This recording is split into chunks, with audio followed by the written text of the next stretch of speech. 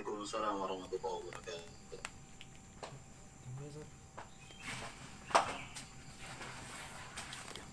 Dibalikin ya.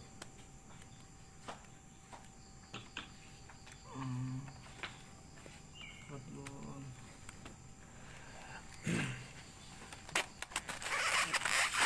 Ayo, antum di sini. Ini ada di belakang anu. Ini di sini. Ini di belakang audio.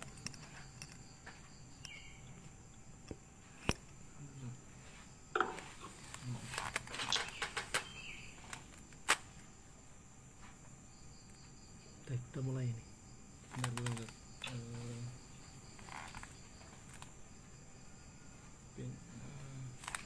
kurang ya ayo terlalu dekatnya.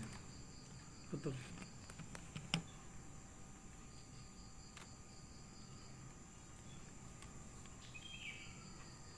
Ini kurang kelihatan betul tapi saya belakang Zen ya. Atau pakai ini ditinggiin. Oh boleh ya. Yang kertas. Begini sih.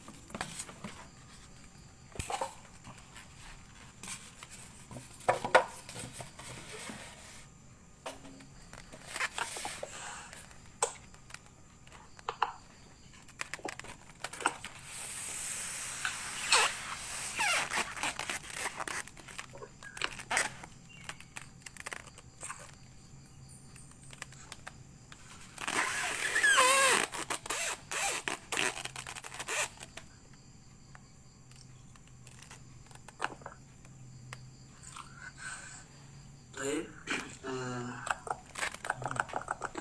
Bismillah.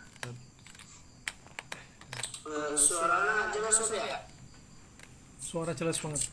Jelas. Jelas. Baik, alhamdulillah. Bismillahirrahmanirrahim. Ya. Jelas, insyaallah.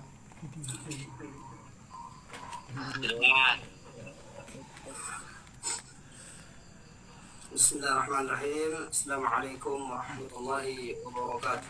Waalaikumsalam warahmatullahi wabarakatuh. Alhamdulillah alladzi anzala as-sakinata fi qulubil mu'minin liyazdadu imanan ma'a imanihim. Wassalatu wassalamu ala Rasulillah sallallahu alaihi wasallam. Baikun baik, ikhwat akhwat fillah.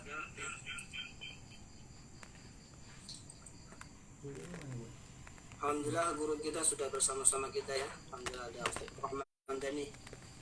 Kaifa halukum Ustaz? Alhamdulillah bkhair. Alhamdulillah. Antum gimana, bkhair ya?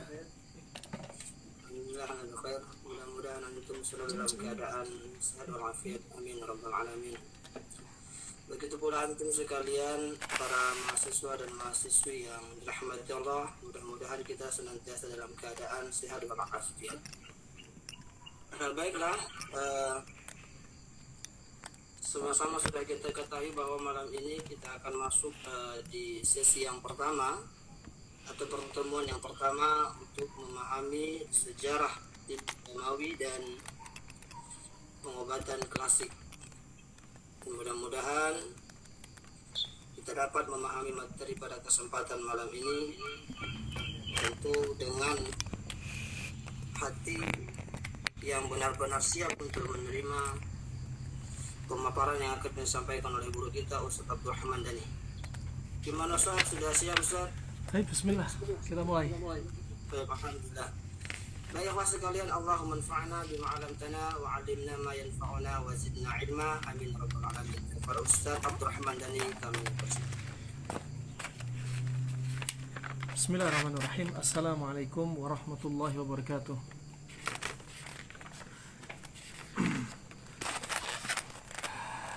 الحمد لله الذي علم الإنسان ما لم يعلم وكرمه وفضله على كثير من خلقه فوهبه على الأقل وجعله خليفة في الأرض ورسم له الطريق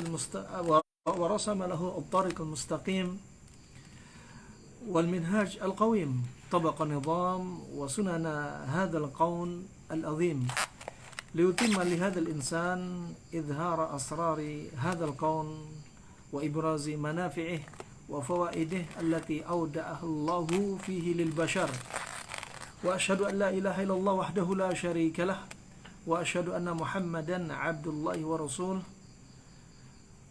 أرسله رحمة للعالمين بشيرا ونذيرا وجعل والختم وجعل رسالته صالحة لكل زمان ومكان صلى الله عليه وعلى آله وصحبه وسلم. أما بعد, alhamdulillah ahibati fillah, ya rahimani wa rahimakumullah jami'an. Di kesempatan pertemuan kita kali pertama ini dalam kuliah, ya, yang tentunya kita ada target kuliah yang kita sampaikan kepada mahasiswa-mahasiswi yang hadir atau tergabung dalam kuliah ini. Adapun bagian kami khusus mengambil tentang Tibbun Nabawi dan kedokteran Arab klasik. Pertama, rahimani wa rahimakumullah jami'an, Tibbun Nabawi dan kedokteran Arab klasik kadang samar-samar di telinga saudari kita kaum muslimin. Perlu difahami, kita ingin tahu sebenarnya Tibbun Nabawi. At-Tibb yaitu berasal dari, seperti dalam bahasa Indonesianya, pengobatan atau ilmu pengobatan. Nabawi, ya, adalah diambil dari nabi dan ya-nya adalah ya'un nisbah. Jadi At-Tibbun Nabawi adalah pengobatan ala nabi. Pengobatan ala nabi. Sehingga apa? Kita belajar, kita tahu asal usulnya. Kilas balik juga termasuk ta'rif, definisi dari Tibbun Nabawi. Nah, sekali lagi, kalau Tibbun Nabawi tentunya dikatakan At-Tibbun Nabawi karena bersandar atas segala sesuatu yang datang dari ilmu pengobatan kepada Nabi SAW, yang ulama mensaripatikan, mengumpulkan, kadang mengambil dari Al-Quran, kadang mengambil dari Al-Hadith. Nah, tentunya Al-Hadith Al-Waridah As-Sahihah, hadith yang sahih. Ini konsep. Karena untuk menisbatkan Tibbun Nabawi butuh dalil yang sahih. Ya, jika kita menisbatkan satu pengobatan dengan Tibbun Nabawi padahal sama sekali tidak ada dalil yang sahih, maka kita khawatir menjerumuskan diri kita dalam ancaman yang Nabi sampaikan dalam hadis riwayat Imam Bukhari, Imam Muslim, "Man kadzaba alayya muta'ammidan falyatabawwa maq'adahu ilan nar." Barang siapa yang berdusta dengan sengaja atas Nabi SAW, maka tempat kembali dia adalah di neraka. Makanya hati-hati.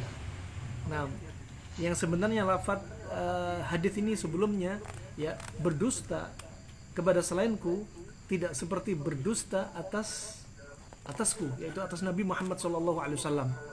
Ya, kenapa? Dosanya lebih besar. Ya, apalagi sengaja berdusta menisbatkan atas nama Nabi padahal nggak ada atas nama Nabi, nggak ada dalil yang sahih, ya, dan dustanya sengaja, maka tempat kembali dia di neraka. Berarti termasuk dosa besar. Ya, ini yang perlu difahami. Nah, dan perlu kita jelaskan kepada umat, kepada kaum muslimin, ya, apa bedanya Tibbun Nabawi dan kedokteran Arab klasik. Ya, yang samar-samar ini perlu kita jelaskan sehingga kita tidak bermudah-mudahan menisbatkan sesuatu yang tidak pantas dinisbatkan kepada Nabi SAW. Contoh, ya, At-Tibbun Nabawi yang datang padanya dalil. Adapun Al-Imam Al-Bukhari telah menyebutkan hadis-hadis terkait Tibbun Nabawi, hadis-hadis terkait ilmu pengobatan, hadis-hadis terkait dengan kesehatan, ya, disebutkan, diriwayatkan oleh Imam Bukhari ada sekitar 120 hadis yang sahih. Dan ulama sepakat afdhalul kitab ba'dal Quran ay sahih al-Bukhari. Ya, kitab sebaik-baik kitab setelah Al-Quran yaitu Sahih Bukhari. Nah, Sahih Bukhari. Nah, dan Imam Bukhari menyebutkan hadis terkait ilmu pengobatan yang datang dari Nabi 120 hadis yang sahih. Nah, dan ulama apa? Yahtam bihadhil ahadits. para ulama, mereka betul-betul konsen membahas hadis ini. Kenapa? Karena mereka meyakini pasti ada hikmah dari hadis-hadis yang sahih ini. Nah, semua Tibbun Nabawi masuk dalam daftar kedokteran Arab klasik, tetapi tidak sebaliknya. Ini konsep.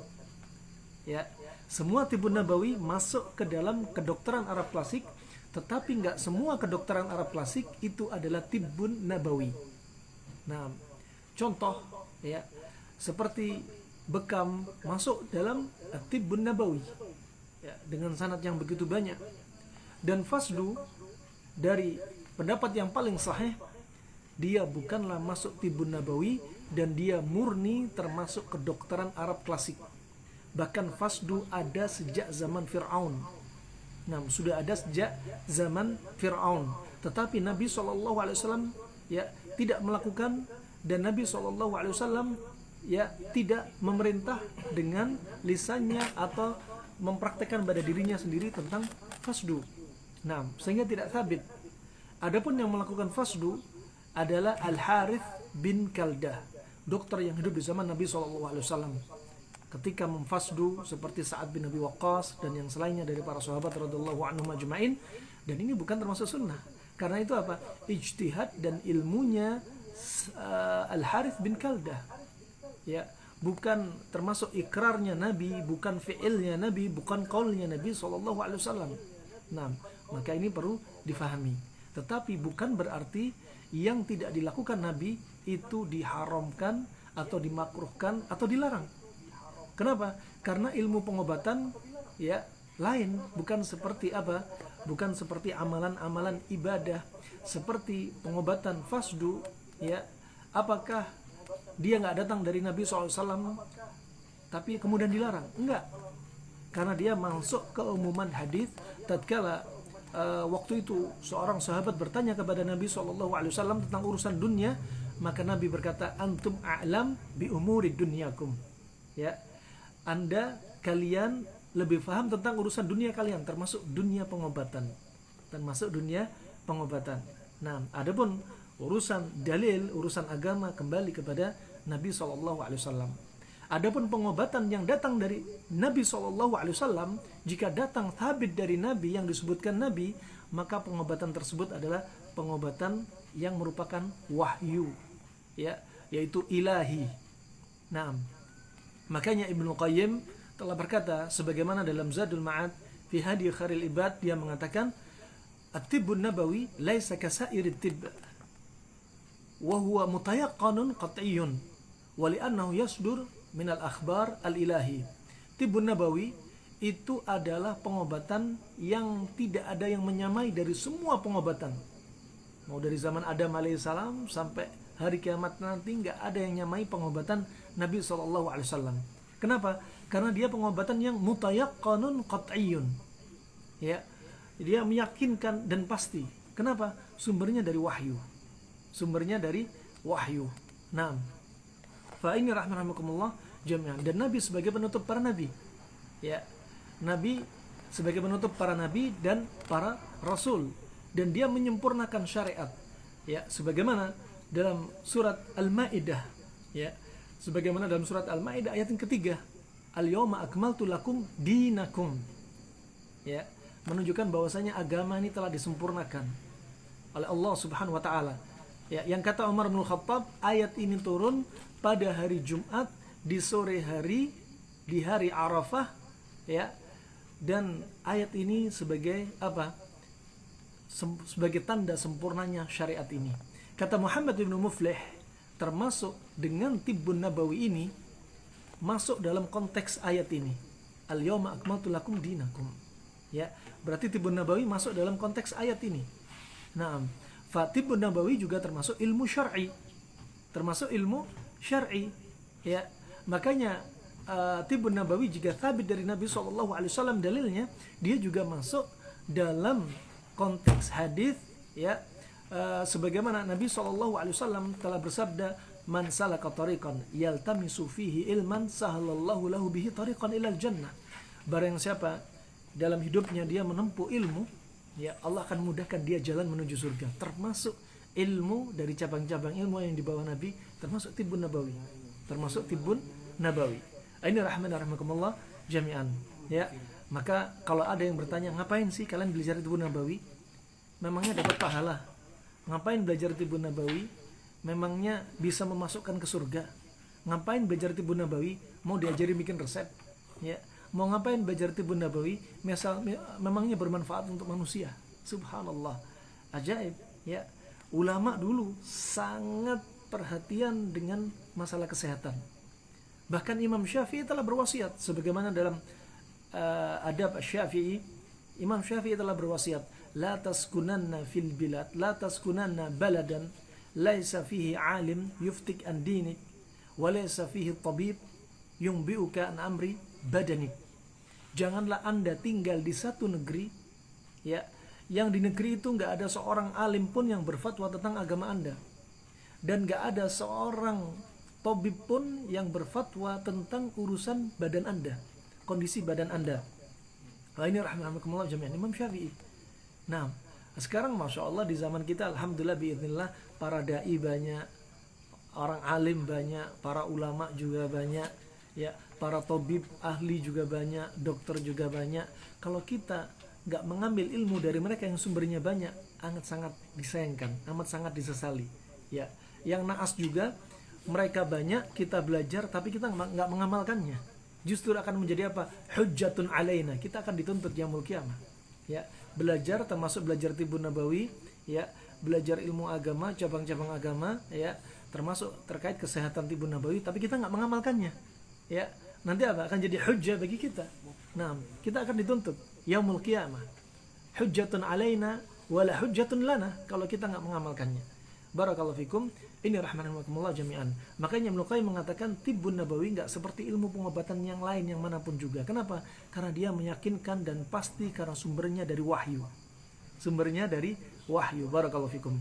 Wah, tak kenal maka tak sayang. Makanya kita ingin kupas sejarah tibbun nabawi dan kedokteran Arab klasik. Fa rahimakumullah, at-tib, ta'rif at-tib, definisi at-tib atau ilmu pengobatan. Ya.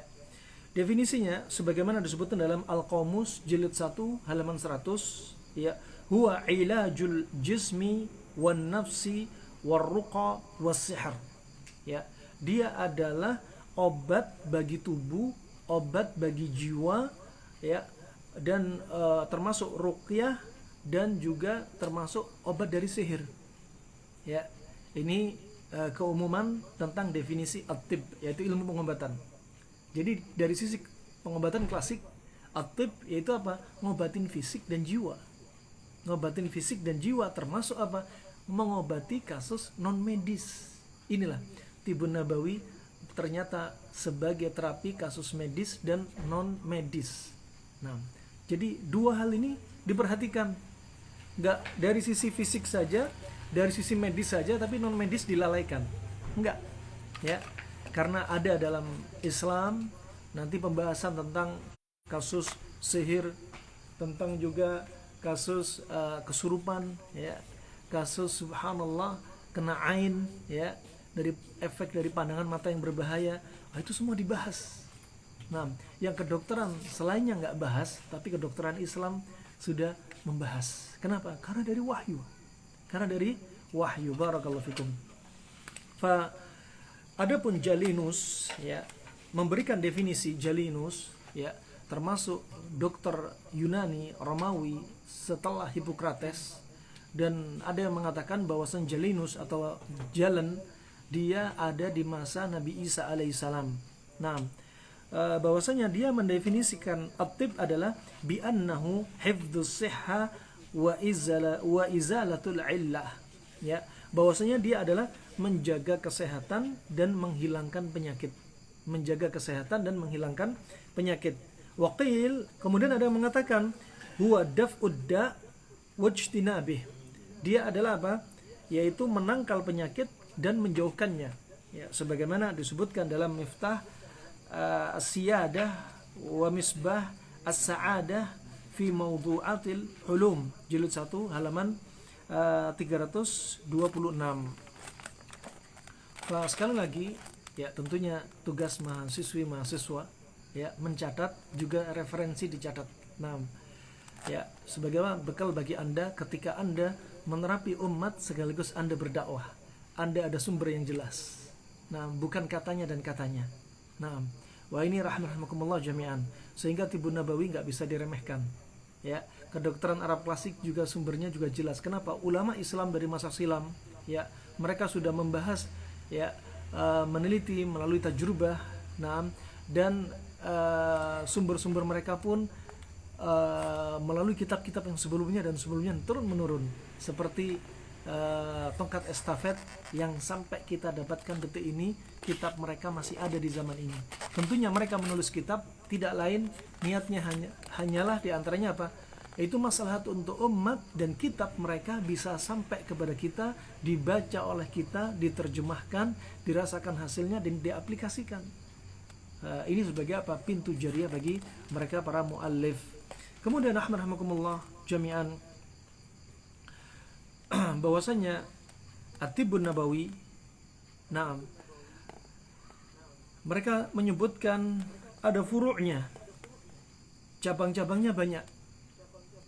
Dan kedokteran Arab klasik, ya, mereka dijadikan satu, Tibbun Nabawi dan kedokteran Arab klasik, ya, akan jadi pembahasan. Di antaranya ada At-Tibbul Ijtima'i. At-Tibbul Ijtima'i yaitu pengobatan apa? Seperti masal atau dalam jumlah besar, dan di sana ada di antaranya apa? Terkandung apa? As-sihhah al-'amah, yaitu kesehatan secara umum. Kesehatan secara umum. Kemudian juga at-tibbul waqa'i. At-tibbul waqa'i. At-tibbul waqa'i seperti apa? Seperti pengobatan yang menunjukkan preventif. Ya, pengobatan preventif. Kemudian wat-tibbul, yaitu apa? Al-mihani, ya. Yang dia apa? Terkait dengan apa? Terkait dengan pekerjaan.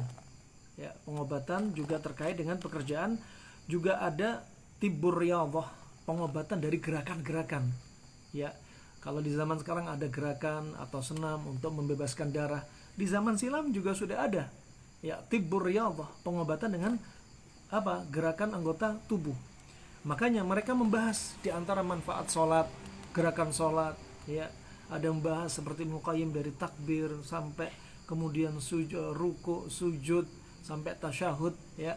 Ada juga di situ ada di antaranya pengobatan dari gerakan-gerakan sholat. Juga tibbun nafsi, pengobatan dari apa? Jiwa.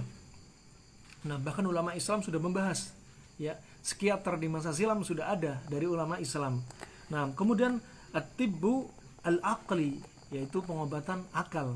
Nah, pengobatan akal ini sebagaimana disebutkan dalam Al-Mu'jam Al-Ilmi Al-Musawwir halaman 360. Nah, dan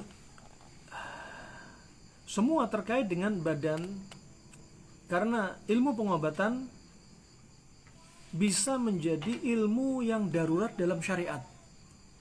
Ilmu yang darurat dalam syariat. Ya, bagaimana nggak darurat? Contoh misal yang kita dapati pada zaman kita, bulan Juni dan Juli kemarin di musim pandemi, sampai korban jiwa dari kaum umat manusia yang terdampak COVID, satu harinya 1000 jiwa meninggal dunia dari Sabang sampai Merauke. Nah, makanya perlu kita bentengi diri kita dengan apa? Dengan ilmu. Nah, dengan ilmu. Barakallahu fikum. Ilmu apa tentunya? Ilmu pengobatan juga bisa menjadi darurat untuk kita pelajari. Nah, maksud dari kita sehat di antaranya apa intinya? Yaitu apa? Agar kita taat kepada Allah, kita istiqomah untuk mendatangi perintahnya, menjauhi larangannya, ya. Itu adalah intinya. Bukan sehat kemudian berbuat maksiat, ya. Sehat kemudian menyia-nyiakan waktu, ya. Sehat kemudian menyibukkan diri dengan perkara yang mubah. Bukan sehat tapi apa? Untuk ketaatan kepada Allah Subhanahu wa taala. Dan berikutnya, qawaidut tibb thalathah. Kaidah ilmu pengobatan itu ada 3.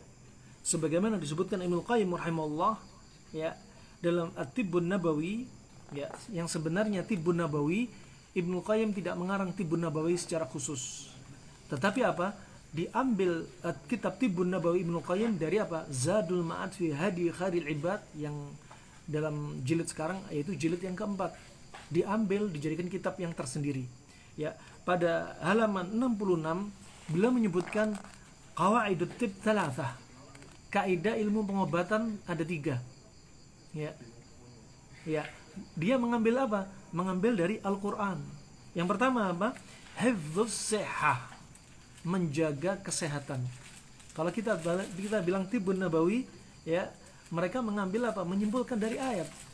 Nah, menyimpulkan dari ayat. Yang pertama apa? Hifdzus sihah, menjaga kesehatan. Ya, menjaga kesehatan. Yang kedua, wal himya 'anil mu'dhi, dan menjaga diri dari perkara-perkara yang berbahaya. Menjaga diri dari sebab-sebab apa? Dia celaka. Naam. Wa al-istifraq minal mawad al-fasidah, dan mengosongkan tubuh dari unsur-unsur yang berbahaya. Ini 3 apa? Qawaid, 3 kaidah dalam pengobatan. Ya, ini dicatat.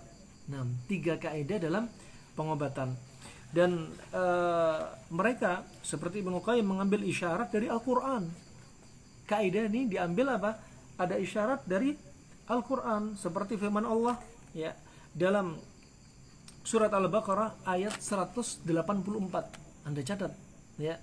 Apa? Faman kana minkum maridhan aw ala safarin fa'iddatun min ayyamin ukhar. Ya.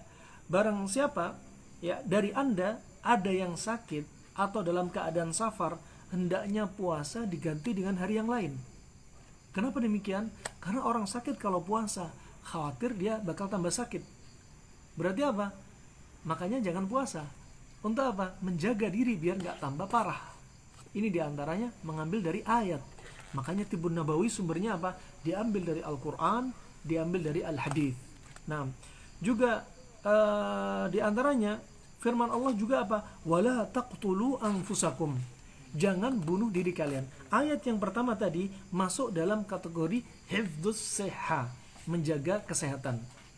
Ya, sehingga apa? Orang puasa dijaga, orang yang sakit dijaga agar nggak puasa dulu, khawatir tambah sakit. Ini berarti penjagaan. Yang kedua tadi apa? Wal himya 'anil mu'dhi, menjaga dari perkara-perkara yang apa? Membahayakan diri dia. Seperti apa? Masuk dalam konteks ayat surat An-Nisa ayat 29.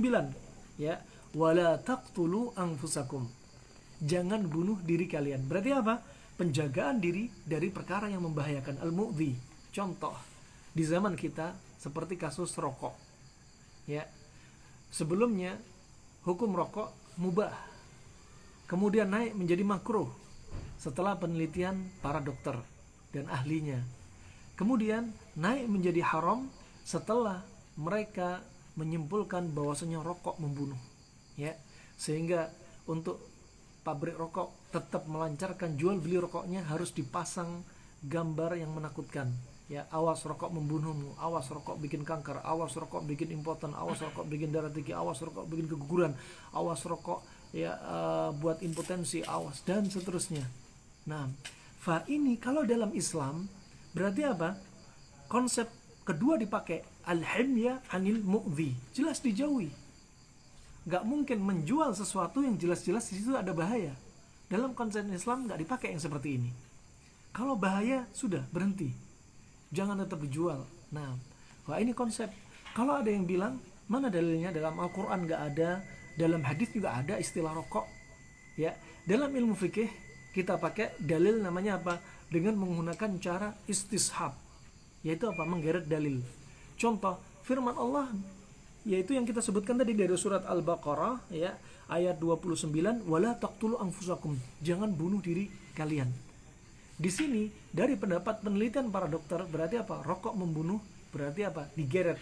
Rokok yang enggak disebutkan lafadznya dalam Al-Qur'an tapi masuk dalam ayat ini, namanya istishab dalam ilmu usul fiqh. Ya. Adapun hadis Nabi SAW, ya. Jadi adapun hadis Nabi SAW juga la dharar wa la dhirar. Enggak boleh membahayakan diri sendiri, enggak boleh membahayakan orang lain. Hadis ini juga masuk dari pelarangan rokok. Enggak boleh membahayakan diri sendiri, enggak boleh membahayakan orang lain. Bahkan dokter menyimpulkan perokok pasif bahkan lebih bahaya daripada perokok aktif. Nah, wah ini rahmatullah contoh. Berarti di sini juga ada konsep ya ayat ya. Di antaranya apa tadi? Ya, konsep yang pertama menjaga kesehatan, yang kedua menjaga diri kita dari perkara-perkara yang membahayakan. Ya. Nah, wabil mithal yattadhih al-maqal. Dengan contoh apa yang kami sampaikan biar membuat Anda jelas dan gamblang. Kemudian yang ketiga, istifraq minal mawad al-fasidah. Contohnya apa? Diambil dari ayat. Ya, ketika mengosongkan dari zat-zat yang berbahaya, diambil dari ayat. Di antaranya apa? Au bihi adam min ra'sih. Au bihi adam min ra'sih. Ya, yaitu apa? Bahwasanya boleh bagi orang yang sakit yang ada masalah di kepalanya, ya, untuk apa? Di antaranya bisa dilakukan apa? Mencukur rambut. Ya. Seperti kasus ada seorang sahabat yang dia sampai celaka gara-gara kutu rambutnya yang sangat banyak. Nah, dan di musim haji tidak boleh potong rambut ketika dia belum waktunya tahallul. Nah, tetapi Nabi membolehkan kalau apa? Kalau ada madharrah dan jikalau ada di situ apa? Keperluan darurat. Maka obatnya ketika kutuan di antaranya apa? Digundul. Ya. Kenapa digundul? Karena biar apa? Uap-uap disebutkan al-bakhar, al-madah fasidah atau sesuatu yang bahaya di kepala yang menguap keluar di kulit kepala, di pori-pori, itu apa enggak tertahan oleh rambut sehingga langsung dikeluarin. Makanya subhanallah, kutu rambut, ketombe suka dengan hawa kepala yang yaitu apa? Ada kelembapan. Nah, makanya ketika digundul, dianjurin Nabi untuk digundul untuk apa? Kelembapan biar cepat menguap. Ajib. Nah, sehingga apa? Mengeluarkan al-bakhar al-muhtakin fir ra's, untuk mengeluarkan uap yang tertahan di kepala dengan dibersihkan kepalanya, digundul. Berarti ada 3 konsep ini. Ya, mereka mengambil isyarat yang tersirat di dalam ayat-ayat dalam Al-Qur'an. Nah, wa ini rahmatullah jami'an. Kalau kita kembali ke tarikh, sejarah, kilas balik Tibbun Nabawi, subhanallah, para ulama bahkan mengambil sumbernya dari Al-Qur'an, dari Al-Hadith. Dan adapun tibbul qulub, ya, wal arwah, yaitu ilmu pengobatan tentang hati dan arwah, ya, maka itu nggak bisa kita tempuh kecuali sumbernya dengan jalan wahyu, dengan jalan wahyu. Nah, dan di antara ilmu pengobatan, ya, yang sudah dikupas oleh pengobatan klasik, di antaranya adalah tahdhibun nufus, bagaimana yaitu memanage hati, jiwa. Nah, manajemen qalbu. Nah, kemudian riyadhatuha wa daf'i hawaha, bagaimana melatih hati, olahraga jiwa dan menangkal hawa nafsu. Ini di antara apa? Tibbul qulub, pengobatan hati dan arwah. Nah, wa islahu al-aqli wal fikr, dan apa? Memperbaiki akal dan pikiran biar tetap jernih, tetap husnudzon terus. Nah, wal hath 'ala al-fadilah wa mujanabah ar-radhilah, dan bimbingan, anjuran untuk memilih sesuatu yang baik dan menghilangkan sesuatu yang hina. Ya.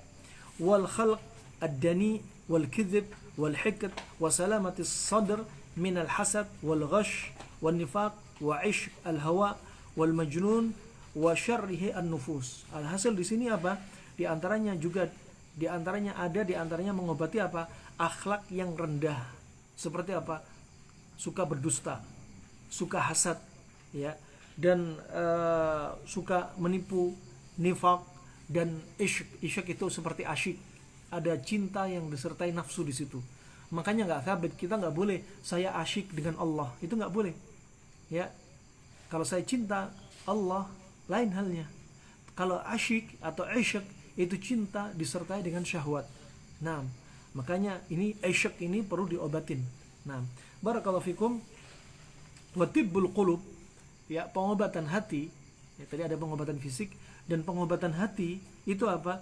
Di antaranya yusakkinu al-ghadab. Dengan apa? Dengan menahan diri kita dari amarah. Makanya Nabi bersabda, laisa syadid bisar'ah walakin syadid liman yamlik nafsahu lil ghadab. Bukan orang yang kuat, perkasa yang bisa menjatuhkan lawannya, tapi orang yang kuat adalah orang yang mampu menahan dirinya dari amarah. Ini yang ajib. Nah, barakallahu fikum. Kemudian kapan menyebarnya ilmu pengobatan? Ya, kapan ilmu pengobatan mulai nyebar? Nah, para ulama khilaf. Kalau kita bilang kapan pertama kali khilaf, ilmu pengobatan mulai muncul. Nah, ada yang mengatakan ilmu pengobatan ini termasuk ilham, ya. Ada yang mengatakan ilmu pengobatan ini apa? Termasuk apa? Tajrubah melalui proses uji coba saja. Nah, adapun di Yunani yang pertama kali menulis dan mencoba ilmu pengobatan adalah diantaranya yaitu Abqarat, ya, juga apa? Jalinus, ya, Hippocrates, ya, juga Jalinus, ya. Mereka ini yang sibuk dalam membahas ilmu pengobatan dari Yunan, ya, dari Yunan. Dan ilmu pengobatan di masa silam, ya, ini hikmahnya kenapa dibahas ada Tibbun Nabawi. Karena Tibbun Nabawi bukan hanya membahas apa? Pengobatan fisik, tapi juga pengobatan hati, termasuk apa? Meluruskan akidah. Karena ilmu pengobatan di masa silam itu identik dengan sihir, identik dengan perdukunan, identik dengan apa? Kalau berobat harus ke tempat ibadah. Bahkan mereka punya keyakinan ada dewa obat. Ya, ada dewa obat.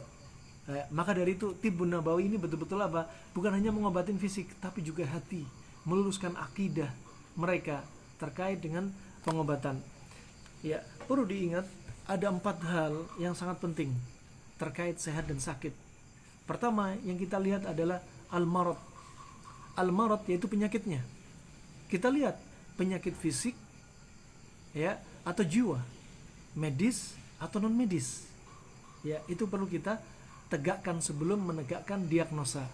Kemudian lihat al-marid, orang yang sakit. Marad jenis penyakitnya. Kemudian al-marid, orang yang sakit. Orang yang sakit, ya, perlu ditegakkan diagnosanya apa? Dia punya masalah kesehatan apa? Sifatnya apa? Kita perlu tahu. Nah, kenapa? Karena Nabi sudah bersabda, "Ma anzalallahu da'an illa anzalalahu syifa'ana." Ya, wa idza wafaqad dawa'ud da' bari'a biidznillah. Allah enggak akan turunkan penyakit kecuali Allah turunkan obatnya. Ya. Dan jikalau obat itu mencocoki penyakitnya, dengan izin Allah akan disembuhkan. Di sini ada apa? Ada taqyid. Ada yang diikat di situ. Jika obat itu cocok dengan penyakitnya, maka dengan izin Allah akan sembuh. Artinya apa? Kesembuhan dari Allah Subhanahu wa taala gak lepas dari sebab. Sebab apa? Benarnya diagnosa, benarnya dosis. Itu penting. Ya. Nah, benarnya dia menerapi pantangannya, anjurannya, ya. Maka ini yang perlu kita pelajari, ya. Maka apa? Obat cocok dengan penyakit bari biidznillah, baru sembuh dengan izin Allah Subhanahu wa taala. Kenapa? Allah jadikan segala sesuatu dengan sebab, dan itu adalah hikmah dari Allah Subhanahu wa taala. Nah, Allah jadikan orang sehat tetap sehat ada sebab. Ya, orang sehat kemudian sakit ada sebab. Orang sakit tetap sakit enggak sembuh-sembuh ada sebab. Orang sakit kemudian sehat juga ada sebab. Nah, kemudian alhamdulillah al-marad itu penyakitnya, al-marid itu yang sakit. Berikutnya apa? Asy-syifa. Ya, syifa itu obatnya. Obatnya yang cocok apa? Dan yang keempat adalah asy-syafi. Asy-syafi yaitu Allah. Ini yang paling penting. Nah, 4 hal ini harus kita apa? Sering kita sampaikan kepada manusia. Sehingga apa? Kita enggak bertawakal kepada obat, enggak bertawakal kepada terapis, enggak bertawakal dengan sebab-sebab yang enggak masuk akal, enggak ilmiah, juga sebab-sebab yang enggak disebutkan dalam apa? Dalam syariat.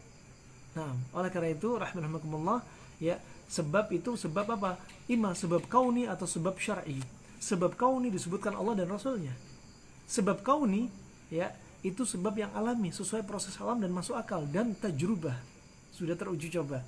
Nah, kemudian alhamdulillah Pengobatan di masa silam itu apa? Identik sebelum munculnya Islam, ya, termasuk keajaiban, mereka identik dengan keyakinan mereka. Dari keyakinan apa? Keyakinan syirik.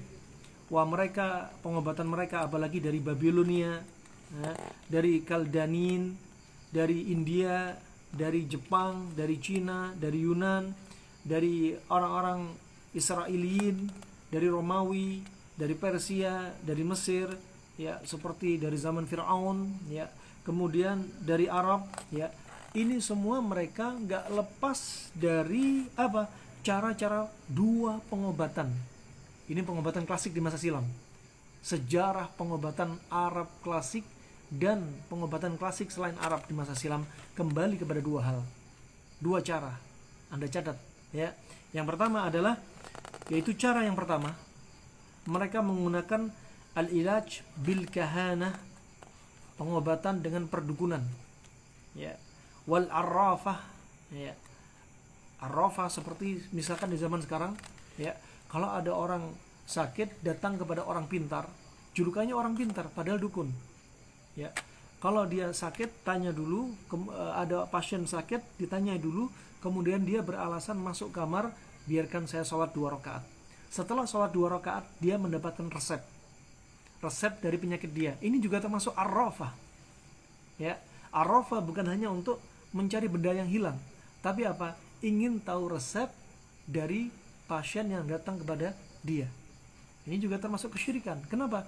Karena jelas ada peran apa? Al-isti'anah bil jin, minta bantuan kaum jin, termasuk syirik. Nah, juga watanjim, mereka menggunakan perbintangan, ilmu perbintangan. Kapan penyakit ini muncul, di bintang apa? Nah, termasuk bintang sial misalkan, atau bintang keberuntungan. Warruqa, termasuk apa? Bacaan mantra-mantra. Tentunya ruqyah ada syaratnya. Ruqyah itu ada syaratnya. Adapun ruqyah di masa jahiliyah banyak terjatuh dalam kesyirikan atau perkara yang haram. Seperti ruqyah menggunakan bahasa yang enggak difahami maknanya. Ini termasuk ruqyah yang terlarang. Nah, juga wat-tamaim. At-tamaim seperti menggantungkan benda yang dia yakini benda tersebut bisa menolak bala. Yang benda tersebut, ya, bisa menjauhkan dari malapetaka. Nah, dari hewan ataupun manusia ataupun jin. Nah, maka ini juga dilarang. Wattiwalah. Tiwalah seperti penglaris, juga termasuk seperti sesuatu yang dipakai biar suami istri tetap langgeng. Ya, wadublah juga termasuk dublah. Dublah itu apa? Cincin suami istri yang dipakai, ya, yang alasannya cincin ini adalah biar suami istri nggak terjadi pertengkaran. Ini semua adalah termasuk kesyirikan. Nah, juga talasim. Talasim pakai apa? Pakai rumus-rumus, mantra-mantra seperti segitiga, seperti huruf-huruf tertentu, ya. Ini termasuk talasim. Dan yang selainnya yang merupakan khurafat dari umat-umat di masa silam. Dan subhanallah, bukan berarti ini nggak terjadi di zaman sekarang. Ternyata semacam ini masih terjadi di zaman kita sekarang. Ketika ada orang sakit, dikasih kertas, dikasih, ya, segitiga atau segi 4, kemudian ada tandanya huruf-huruf tertentu, kemudian dikasih huruf-huruf yang nggak difahami maknanya, yang terputus-putus, ya, al-ahruf, yaitu apa, muqatta'at, ya. Ini semua nggak boleh, dilarang. Karena apa? Sesuatu nggak difahami maknanya. Wah, ini pengobatan di masa silam, pengobatan klasik, identik dengan apa? Khurafat. Identik dengan khurafat. Makanya Tibun Nabawi perlu kita pelajari. Kenapa? Karena ingin membasmi semuanya. Nah, kemudian cara yang kedua dari pengobatan orang-orang di masa silam, cara yang kedua adalah dengan cara menggunakan apa? Al-ilaj bil aqaqir wal awil wiqayah. Pengobatan dengan menggunakan seperti apa? Herbal-herbal. Ya, herbal-herbal, ya. Wah, cara ini, ya, sampai mereka menyebutkan di sana, mereka menjadikan ada bahwasanya ada apa? Dewa obat, ya, dewa obat. Nah, ini rahmatullah jami'an. Di masa silam juga kalau ada orang sakit, tempat berobatnya bukan rumah sakit, bukan klinik. Tapi orang masa silam kalau sakit, tempat berobat mereka adalah al-ma'bad. Fayazuru as-sanam al-mutamathil bi alihati tibb fi za'mihim liyushfa min maradih. Nah, orang di masa silam kalau ada orang yang sakit dibawa kemana? Dibawa ke tempat ibadah, bukan klinik, ya, bukan rumah sakit, ya, bukan apotik, tapi dibawa ke tempat ibadah untuk apa? Untuk datang kepada berhala-berhala mereka, ya, kepada Tuhan obat mereka, sehingga apa? Mereka mengira mereka lah yang menyembuhkan, para berhala yang menyembuhkan penyakit mereka. Nas'alullah al-afiyah. Ini rahmanakumullah jami'an. Demikian, maka pengobatan di masa silam khas dengan atau identik dengan apa? Pengobatan yang terkait dengan khurafat dan amalan-amalan apa? Yang wahmiyah, amalan-amalan yang tamwiyah, amalan enggak jelas, samar-samar. Ya, mana ada berhala mengobatin, ini adalah wahmiyah, hakikatnya tidak mengobati. Nah, justru akan memperparah penyakit mereka. Dan mereka kadang memanggil apa? Memanggil roh-roh yang menurut mereka roh-roh apa yang mengobati mereka. Ini semua khas dengan kesyirikan. Nah, barakallahu fikum. Kemudian rahmanakumullah jami'an, juga keyakinan mereka, sehingga kita ingin tahu, ya, orang-orang klasik di masa silam berobat dengan apa, ya. Pengobatan mereka, ya, tidak lepas dari kedustaan, tidak lepas dari apa? Arwah asy-syarirah al-khabithah, roh-roh yang jelek.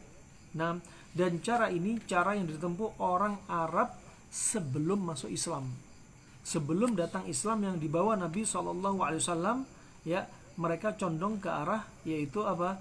Pengobatan dengan khurafat, ya, dan mereka meyakini bahwa penyakit itu adalah akibat yang dikirim, ya, akibat yang dikirim diantaranya oleh apa?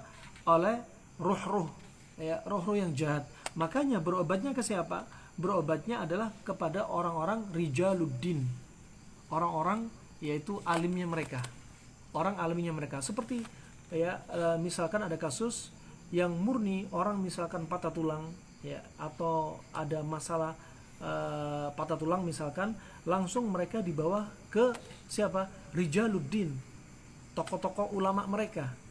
Padahal ini murni patah tulang, harusnya dikembalikan kepada ahli tulang, tetapi justru dibawa kepada ulama mereka yang mereka sebenarnya nggak bisa berbuat apa-apa.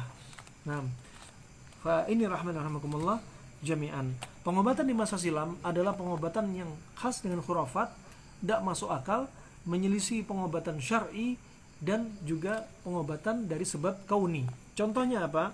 Orang-orang di masa silam sebagaimana disebutkan dalam Fadlu Ulama'il Islam alal Hadarah Urubiyah, ya, disebutkan bahwasanya orang-orang di masa silam, termasuk orang-orang Eropa di masa silam, mereka kalau takut dengan wabah penyakit, mereka apa? Nahaqa nahiqal himar. Mereka meringkik seperti suara keledai. Katakan di zaman kita sekarang, di musim pandemi Covid, kalau ada orang flu, ada orang bersin, orang di sekitarnya semua ketakutan. Biar nggak kena Covid, akhirnya apa? Meringkik seperti suara keledai. Wah, ini kejahilan, kebodohan. Nah, padahal Allah sudah berfirman, ya, apa? Angkaral aswat sautul hamir. Suara yang paling dibenci, ya, adalah apa? Suara keledai. Wa inna angkaral aswat sautul hamir. Nah, coba bayangin.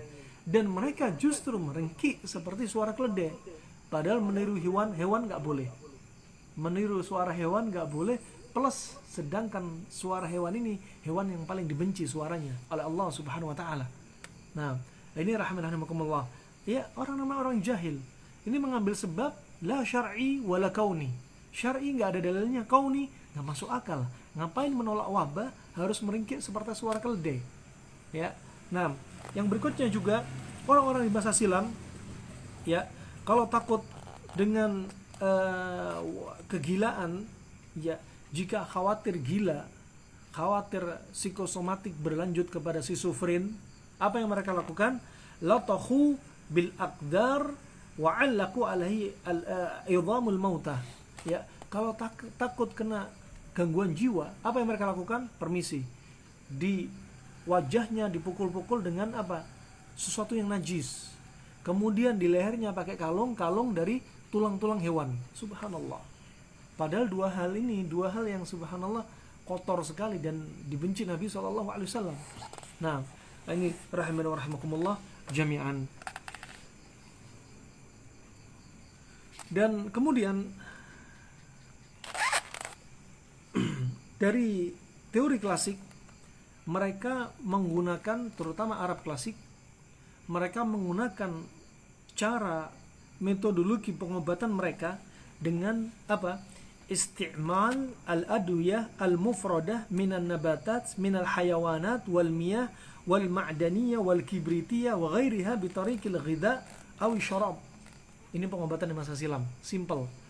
Ya, makanya kalau kita lihat kedokteran Arab klasik apa? Subhanallah, wallah simple sekali. Satu penyakit satu obat. Dan ini mereka gunakan. Ya. Kita kembali ke teori klasik. Ini yang kita gunakan, ya. Contoh, mereka mengambil satu penyakit satu obat, misalkan apa? Dari hayawanat, dari hewan. Contoh, kalau sabit dari Nabi SAW, contohnya kalau dari hewan, ya, Nabi SAW waktu itu ketika disengat, menyebutkan hadis tentang apa? Isyalgia, irqun nasa, nyeri pada pinggang. Irq itu saraf, nasa itu salah satu jari jenis keumuman saraf. Irq itu saraf secara umum, nasa adalah saraf yang khusus dari pinggul sampai ujung jemari kaki, itu namanya nasa. Ya, salah kalau orang mengatakan irqun nisa, salah. Kalau nisa wanita, tapi ini nasa, bukan nisa. Ya, saraf yang menyulur dari pinggul sampai ujung jemari kaki. Nabi menyebutkan obatnya apa? Pakai ekor kambing. Ilyatul kibish. Ya, pakai ekor kambing. Berarti apa? Nabi mengambil pengobatan nyeri pinggang pakai hewan. Apa? Ekor kambing. Nah, wah ini contoh kalau sabit dari Nabi SAW. Satu penyakit, satu obat. Ini simpelnya, asiknya. Nah, kemudian wal miyah juga mengambil pengobatan dari air. Ya, seperti apa? Kalau demam, idza asabakum al-humma fa'birduhu bil ma'. Ya, kalau Anda kena demam, maka dinginkan dengan air. Fa innahu min fahil jahannam. Karena dia apa? Dari hembusan api neraka. Ini konsep simpel. Nah, kemudian wal ma'daniyah. Ma'daniyah dari logam-logam, ya. Ini termasuk juga pengobatan. Kemudian dari apa? Dari kibritiyah. Kibritiyah apa? Air sulfur. Kibritiyah adalah air sulfur. Seperti disebutkan Ibnu Qayyim, kadang panas ketemu panas bermanfaat. Seperti apa? Orang yang kena jorop. Jorop itu penyakit kulit. Kadas, ya, kurap. Itu jorop. Dan Ibnu Qayyim menyebutkan sangat bermanfaat ketika berendam dengan air kibrit, ya, dengan air sulfur. Wa ghairiha bi tariqil ghidha aw syurb, dan yang selainnya, menjadikan apa? Makanan, minuman sebagai apa? Sebagai obat. Ya, kalau Hippocrates mengatakan jadikan makanan Anda sebagai obat. Nah, ini rahimahumullah jami'an. Dan jarang sekali mereka menggunakan obat apa? Al-murakkabah. Ya. Ya, al-murakkabah. Mereka jarang menggunakan obat yang apa? Mengkombinasi dengan obat yang lainnya. Ya, kecuali apa? Kecuali jika terpaksa digunakan. Ya, seperti apa di zaman sekarang? Kita banyak hidup di zaman sekitar kita makan minuman instan. Makanya kadang kalau sudah banyak makan minuman instan yang sudah kita konsumsi, kadang nggak cukup satu penyakit satu obat. Sehingga apa? Butuh dicampur dengan obat yang lainnya. Nah, ini contoh. Nah, makanya penyakit di masa silam adalah penyakit yang sangat sederhana. Makanya obatnya juga sederhana. Adapun penyakit di zaman sekarang, penyebabnya adalah apa? Karena makanan yang warna-warni termasuk instan. Sehingga obatnya juga lebih di-up. Nah, wallahu a'lam bishawab.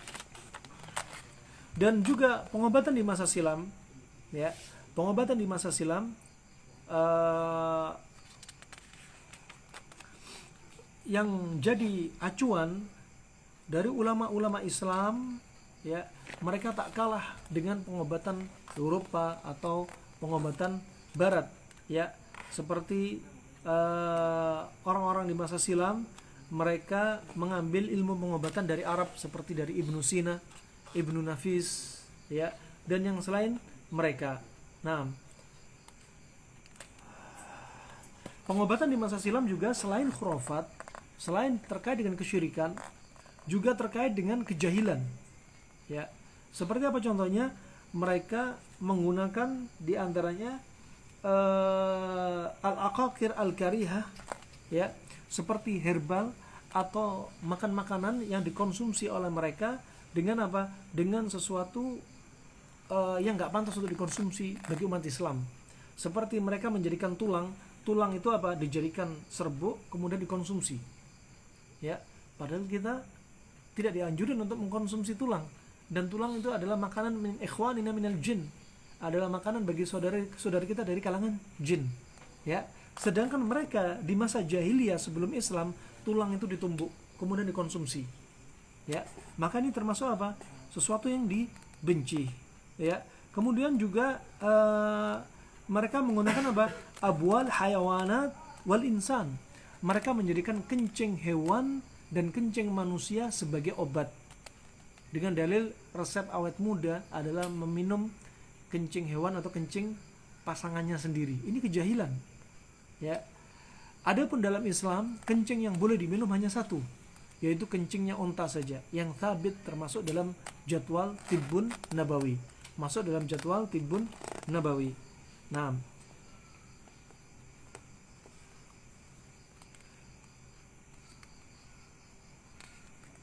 pengobatan orang-orang Persia, orang-orang Yunan, Israiliyun, ya,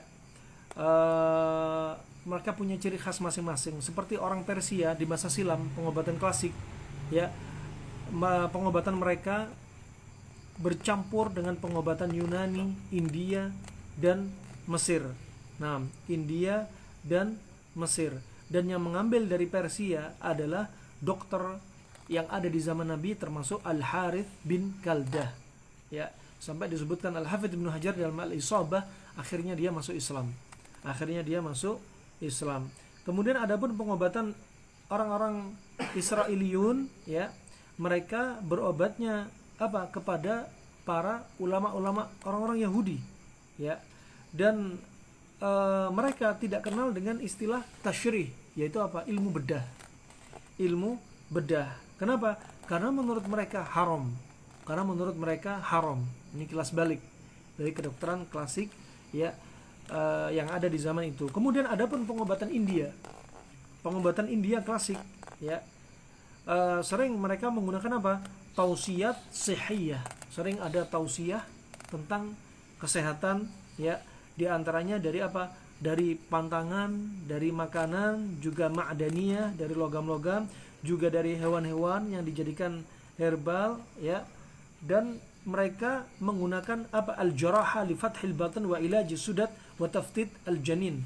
Mereka pengobatan India klasik, ya, sudah menggunakan ilmu bedah, ya, dan juga sudah melakukan sesar, ya, untuk mengeluarkan janin. Nah, subhanallah. Ini rahmatullah jami'an. Adapun at-tib as-siniyin, adapun pengobatan Cina klasik, ya, ilmu pengobatan mereka khalitan minal hikam wat tajarub. Ilmu pengobatan mereka bercampur antara hikmah, ya, juga uji coba. Nah, juga uji coba, dan mereka mengembalikan penyakit kepada konsep, ya, dari apa? Dari mizajiyah, percampuran antara apa? Dingin, panas, lembab, kering. Ini teori yang mereka pakai, ya.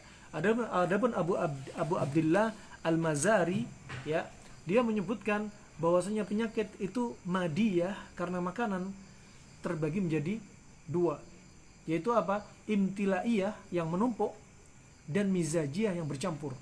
Yang menumpuk itu bisa menumpuk dari 4 hal ini. Seperti apa? Yaitu apa? Damawiyah adalah termasuk sifatnya hawa dan uap, dan organnya adalah jantung.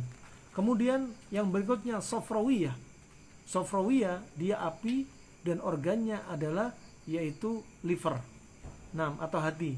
Kemudian yang berikutnya adalah saudawiyah, ya, dia ini adalah sifat adalah termasuk yaitu organnya adalah limpa dan dia adalah tanah.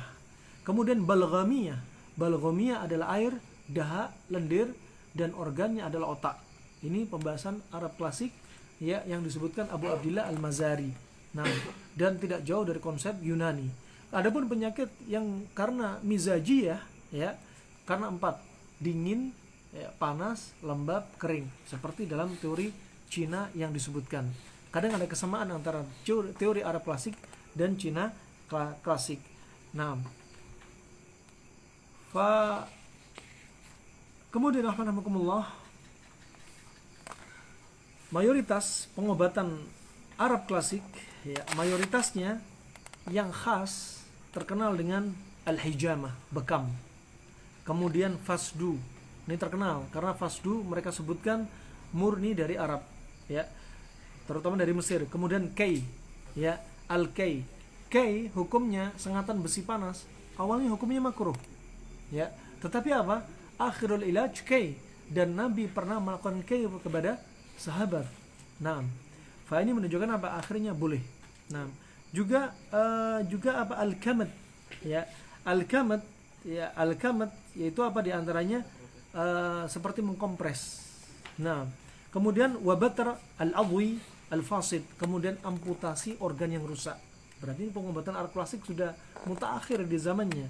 Wa hasmihi binar, kemudian sengatan besi panas ya, dengan semisal apa? Elektrokauter ya, untuk menghilangkan satu jaringan dengan besi panas. Nah, kemudian wa kanatin nar indahum, mereka juga menggunakan pengobatan melalui api. Wa api menurut mereka apa? Bimanzilatil mudadat. Api itu seperti apa? Antibiotik, seperti lawan dari penyakit. Wa mutahharat lil fasad, dan sebagai apa? Pensuci bagi sesuatu yang rusak. Wa hiya akhirid dawa lil amrad al musta'siyah, dan ini adalah akhir cara pengobatan ya, bagi penyakit-penyakit yang apa? Al musta'siyah, yang butuh untuk dihilangkan, untuk dibersihkan. Kemudian rahmatullah yang berikutnya, siapa sih dokter-dokter Islam yang hidup di zaman Nabi SAW? Kita perlu tahu. Nah, ternyata kita punya tokoh yang hidup di zaman Nabi SAW ya. Di antaranya yang masyhur dari tabib Arab yang mereka hidup di zaman Nabi SAW dan mereka berislam. Nah, di antaranya adalah Al-Harith bin Kaldah ya. Al-Harith bin Al-Kaldah ya, ada yang mengatakan dia meninggal yaitu apa? Meninggal bersama atau sewaktu dengan Abu Bakar As-Siddiq ya. Dia meninggal sewaktu dengan Abu Bakar As-Siddiq, satu hari yang sama. Beliau dan Abu Bakar As-Siddiq wafat di hari yang sama, dan beliau terkenal dengan Tabibul Arab ya, dan beliau juga masuk dalam jajaran sahabat. Nah, Al-Harith bin Kaldah belajar ilmu pengobatan dari Persia. Dan sering kalau ada para sahabat yang sakit, sering Nabi SAW merekomendasikan untuk berobat kepada Al-Harith bin Kaldah. Demikian Nabi yang langsung merekomendasi. Seperti apa? Seperti pernah di antaranya pernah diperintah agar Sa'ad bin Abi Waqqas berobat kepada beliau. Ya, berobat kepada beliau. Nah, fa Umar bin Khattab radhiyallahu an ya, dia pernah bertanya fatwa tentang al-himyah, tentang penjagaan kesehatan kepada Al-Harith bin Kaldah. Kemudian apa? Kemudian dicatat tanya jawab antara Umar bin Khattab dengan Al-Harith bin Kaldah, dicatat faedah, mana yang bikin penyakit, mana yang sebagai obat, makanan sebagai obat. Nah, Umar bin Khattab bertanya kepada dia. Ini disebutkan oleh Ibnu Abi Usayba'ah ya, dalam terjemahnya ya, Tabaqatul Atibba halaman 161. Coba bayangin, Umar bertanya ya, dijawab oleh Al-Harith bin Kaldah, kemudian dijadikan konsep, dicatat ya. Adapun di zamannya Cina ya, orang-orang Cina sekitar 2000 atau 3000 sebelum Masehi, dan ini juga terjadi ya dalam kitab Huang di Neijing ya, yaitu apa? Perbincangan antara Kaisar Kuning Cina dengan tabibnya pada waktu itu. Dan Umar juga terjadi hampir kisah yang sama. Wallahu a'lam bishawab. Kemudian yang kedua ya, selain Al-Harith bin Kaldah, ada namanya Ibnu Abi Ramthah At-Tamimi.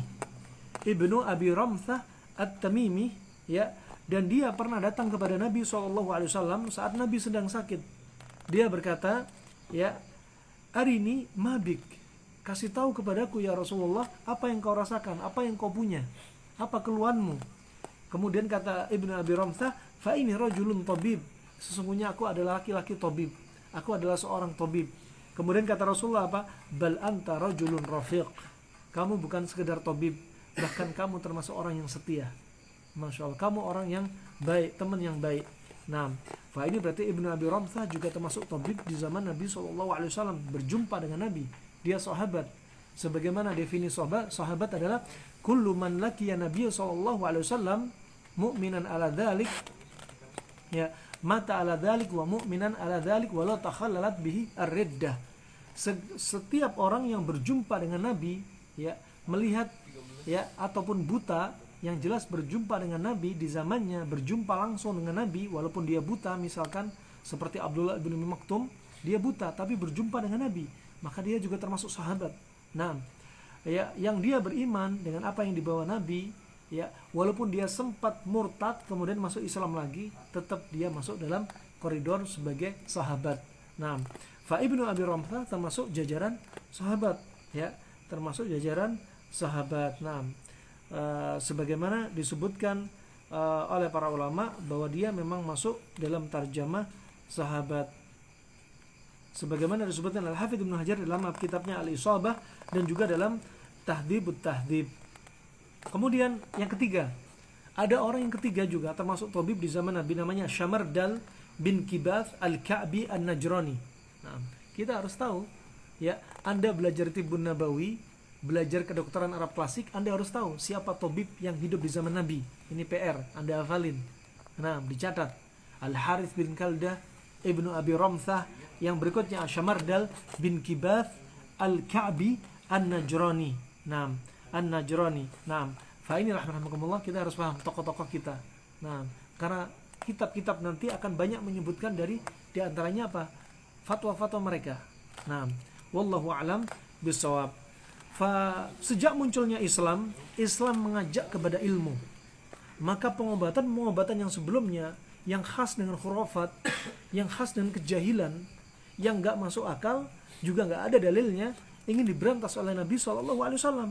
Nah, makanya ketika muncul Nabi SAW, ya, maka dengan lisannya langsung dibenarkan oleh Nabi SAW. Sehingga apa? Mulailah rapi perkara urusan kehidupan di dunia ini. Ya, terutama apa? Hidup dari urusan akhirat ataupun dunia, termasuk dunia kesehatan. Nah, barakallahu fikum. Fa Islam sangat perhatian dengan apa? Dengan kesehatan jasad, juga menjaga tubuh dari penyakit. Ya, Islam sangat perhatian baik pribadi ataupun kehidupan bermasyarakat.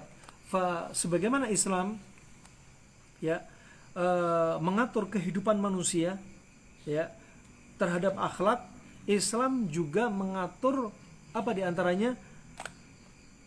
Kesehatan, tidak membiarkan tubuh kita itu sakit. Ya, Allah tidak menginginkan hambanya sakit gara-gara makanan. Ya, Nabi juga tidak menginginkan hambanya, umatnya celaka gara-gara makanan. Makanya Allah berfirman, "Falyanzuril insanu ila ta'amih." Maka manusia lihatlah makanan yang dimakan.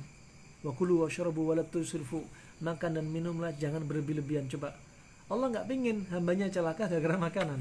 Nah, barakallahu fikum wa inni rahmanakumullah jami'an. Kemudian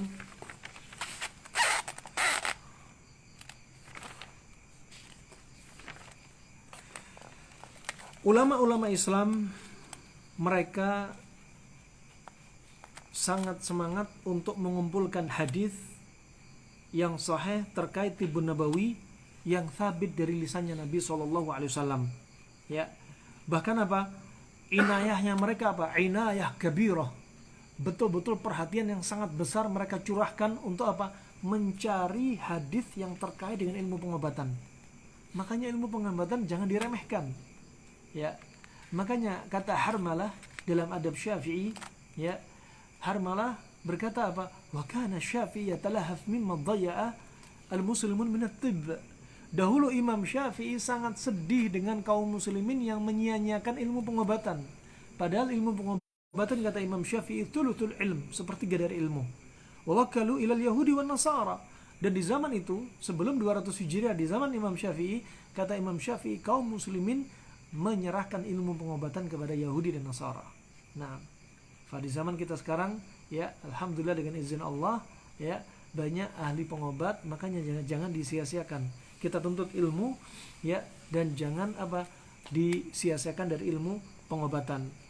Mereka sangat perhatian dengan ilmu pengobatan dan hadis-hadis yang sampai kepada Nabi SAW. Di antaranya contoh ilmu pengobatan atau hadis tapi terkait dengan pengobatan, terkait dengan penjagaan kesehatan, terkait dengan menjauhi dari bahaya, terkait dengan mengosongkan tubuh dari penyakit. Contoh di antara sabda Nabi SAW, la yabulanna ahadukum fil ma'id da'im thumma yaktasilu minhu. Ya, janganlah Anda pipis di air yang tergenang kemudian Anda mandi darinya. Contoh di belakang kita kolam renang. Gak boleh kita pipis di kolam renang, apalagi di kolam renang umum. Ya, orang pada pipis rame-rame.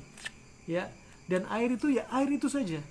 Ya, ini menunjukkan apa? Islam itu masya Allah, ya, sangat perhatian dengan kesehatan. Coba, mau ayat mau hadis, wallah banyak.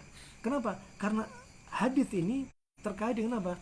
Terkait dengan konsep penjagaan kesehatan, ya, konsep penjagaan kesehatan. Nah, juga di antaranya anjuran wudu, ya, ketika wudu ada membersihkan mulut, membersihkan hidung, membersihkan kotoran, membersihkan telinga biar nggak numpuk kotoran, bersihkan tangan, kaki, ya, rambut, kepala. Nah, ini juga termasuk untuk maslahat diri kita semua. Makanya Nabi sampaikan at-tuhur syatrul iman, bahwasanya bersuci itu sebagian dari iman, bagian dari iman, dan banyak sekali hadis yang lainnya. Nah, kemudian rahmatullah jami'an, ya, Nabi SAW sebagaimana disebutkan, ya, dalam hadis yang sahih, ya, ketika ada segerombolan orang Badu mendatangi Nabi SAW, ya, mereka bertanya, ya Rasulullah, ana tadawa, ya Rasulullah, apakah kita berobat? Kemudian apa kata Rasulullah? Tadawau ibadallah, berobatlah kalian wahai hamba-hamba Allah. Pertama di sini ada anjuran untuk berobat. Kalau sakit dianjurkan sama Nabi untuk berobat. Berobat kepada siapa? Gak mungkin berobat kepada orang yang bukan ahlinya. Ya, justru berobat kepada ahlinya. Dan untuk menjadi seorang ahli itu perlu belajar.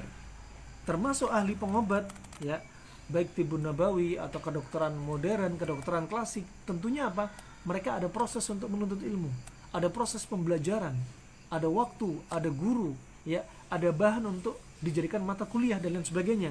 Maka tentunya Nabi kalau memerintahkan berobatlah wahai hamba Allah, kepada siapa? Kepada ahlinya. Nah, jangan berobat bukan kepada ahlinya, termasuk berobat kepada dukun, ya, berobat kepada orang yang sok jadi tabib, padahal dia nggak pernah belajar ilmu tabib sebelumnya. Jangan. Tentunya berobat kepada ahlinya. Untuk menjadi ahli perlu belajar, termasuk Anda ada proses belajar tibun nabawi, ya, kedokteran klasik, kedokteran modern, itu semua adalah termasuk ilmu pengobatan. Nah, ilmu pengobatan. Makanya kalau ada yang ngentengin, udah nggak usah belajar tibun nabawi, nggak usah belajar ilmu pengobatan, sibukkan diri kita dengan belajar fikih, belajar Al-Quran dan lain sebagainya.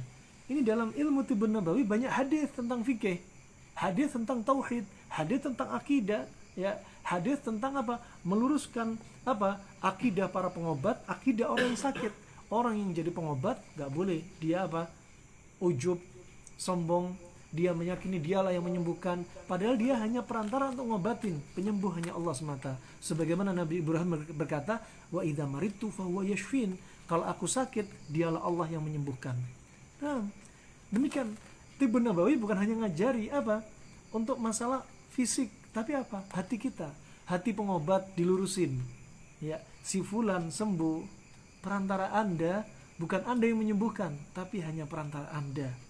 Nah, itu dilurusin, akidah dibenerin. Ya, orang yang sakit juga demikian. Jangan jadikan kami yang pengobat, Anda bergantung kepada kami. Jangan, hati Anda gantungin sama Allah. kami hanya perantara sebab. Sampaikan sehingga Anda tidak terlena dengan pujian-pujian dari orang yang sakit yang berhasil Anda obati dan kemudian sembuh dengan izin Allah melalui perantara diagnosa Anda yang benar, perantara obat Anda yang cocok, ya.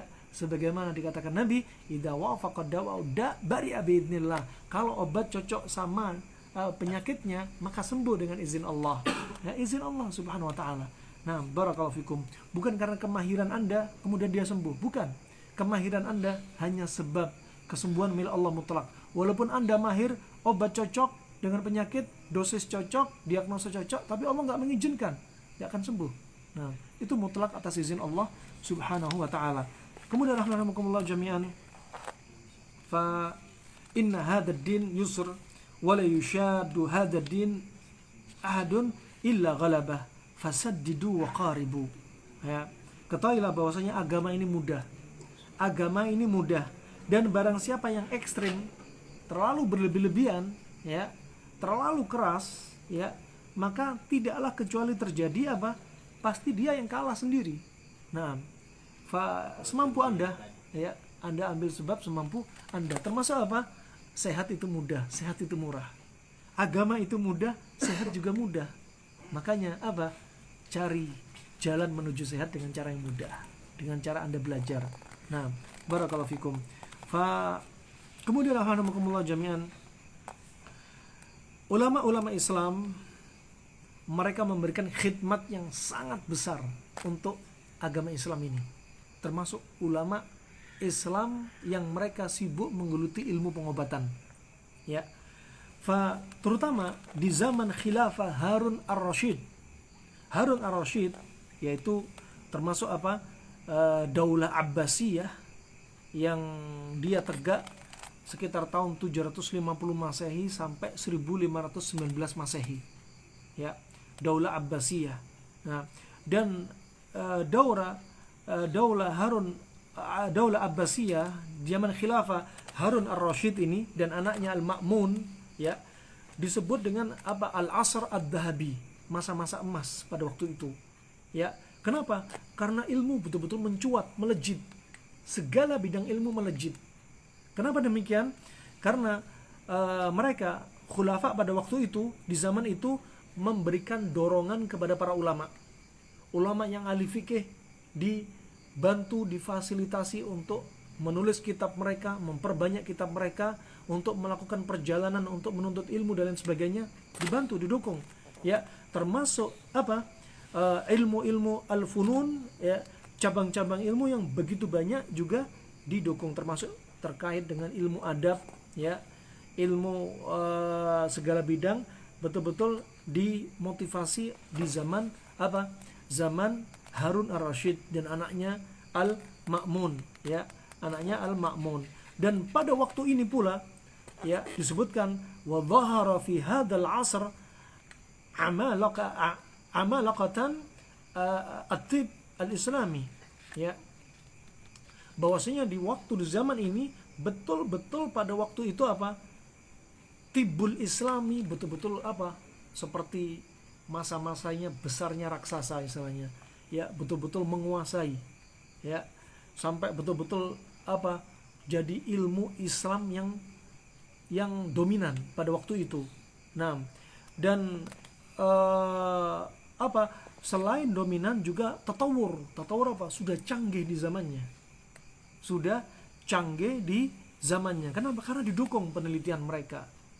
Ya, didukung mereka menulis kitab, ya, didukung mereka menyebarkan kitab, ya, mereka mendidik murid-murid dan lain sebagainya. Maka pada waktu itu betul-betul ilmu pengobatan melejit dengan sangat cepatnya. Nah, di antara yaitu pengobatan Islami, rujukan-rujukan mereka yang dijadikan kitab terbesar yang terkenal di masa silam adalah kitab Al-Hawi dari karangan Ar-Razi, juga Al-Qanun karangan Ibnu Sina. Nah, kita tidak membahas ilmu akidah di sini. Adapun Ibnu Sina yaitu Abul Husain bin Abdullah bin Hasan bin Ali Ibnu Sina Al-Balkhi thumma Al-Bukhari, yang dia lahir pada tahun 370 Hijriah ya, dan wafat tahun 428 Hijriah, yang beliau ini ada akidah Qaramitah, akidah batiniyah Qaramitah, dan ada yang menyebutkan akhir hayatnya beliau akhirnya bertobat. Ya, akhir hayatnya beliau bertobat. Yang jelas kita tidak berpanjang lebar terkait akidah ya, wallahu a'lam bishawab. Nah, dan kitab beliau yang terkenal dengan nama Al-Qanun ya, Al-Qanun, dan ini sudah nyampe ke negeri barat, negeri Eropa.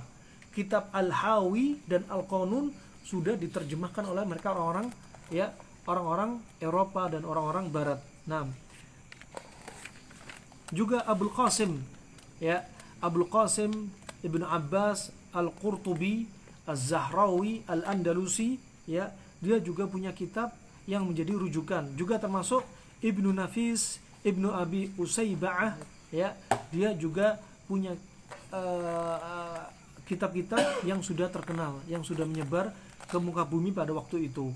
Nah, dan bahkan subhanallah ulama Islam ya, ulama Islam adalah pertama kali yang memunculkan menggunakan al-kawiyat, pengobatan dengan cara K ya, sengatan besi panas ya, sengatan besi panas ya. Dan juga ulama Islam yang pertama kali menggunakan al-mukhaddirat. Al-mukhaddirat yaitu apa? Menggunakan obat bius. Ketika mau mengamputasi batarah, mereka menggunakan apa? Bius. Dan bius yang digunakan dikenal dengan apa? Afiun, yaitu apa? Opium ya, dari daun apa? Afiun atau opium ya. Ini termasuk apa? Kategori sabu-sabu, tapi apa? Karena darurat dipakai, maka diperbolehkan oleh para ulama. Sampai detik ini di kamar operasi masih digunakan semacam ini. Nah, untuk membius sebelum operasi. Nah, bahkan ulama-ulama Islam, mereka lah yang pertama kali menemukan al-hasbah. Coba bayangin sejarah Islam, masya Allah. Al-hasbah seperti apa? Campak. Wal judam, judam seperti lepra. Wal jadari, ya, ada cacar air, ya. Nah, ada herpes. Coba sudah ditemukan oleh ulama Islam. Wahum awwalu man arafa tib an-nafsi wa fahsi al-baul. Dan ulama Islam juga pertama kali yang mereka ya mengetahui pengobatan ilmu jiwa, juga apa? Juga hasil laborat melalui kemih, kencing, pemeriksaan air kemih, apa warnanya air kemih, ya, ada tarosibatnya apa enggak, ada kapurnya apa enggak, ya, sifatnya apa nih air kemih. Nah, sudah mereka bahas. Wa jasi an-nabd, ya, wa habsi an-nabd, dan termasuk apa? Termasuk dari ritme dari jantung, mereka sudah bahas. Wa arafu al-bawasir wa ilajuha minan nabatat, dan mereka yang pertama kali tahu tentang apa? Bawasir, ambeien, wasir, dan apa? Herbal untuk wasir. Coba ajib. Ulama Islam ya sangat terkenal di zamannya. Wa syakhasu al-amrad wa alaju al-yarqan wa amaliya taftit al-hasa wa sabb al-ma al-barid liqat'i an-nazf wa li'idfa'i harara al-humma wa ghairi dhalik. Dan juga mereka yang pertama kali di antaranya apa? Menjadikan diagnosa pada penyakit. Dan mereka mengobati al-yarqan. Al-yarqan apa? Jaundice, mata kuning. Nah, dan mereka juga tahu dengan amaliyah apa? Taftit al-hasa, bagaimana cara menghancurkan batu ginjal. Coba ajib. Ya. Wa sabba al-ma' al-barid liqat'in nazf, dan menuangkan air dingin kalau ada perdarahan. Ya. Wal idfa'i harara al-humma wa ghairi dzalik, dan mengkompres, memandikan air dingin kalau terkena demam. Bahkan termasuk Tibun Nabawi ya menggunakan air dingin. Subhanallah. Nah, maka kita bangga menjadi ahlul Islam, bangga dengan kita belajar ilmu pengobatan Arab klasik dan lebih-lebih Tibun Nabawi. Nah, ini rahmanakumullah jami'an. Dan wa kullu hadza yu'tabar mufakhkhara lil asr ad-dhahabi, dan semua ini termasuk apa? Yang bikin kebanggaan tersendiri di zaman-zaman emas pada waktu itu. Khilafah ya, yaitu Harun ar-Rasyid dan anaknya Ma'mun. Nah,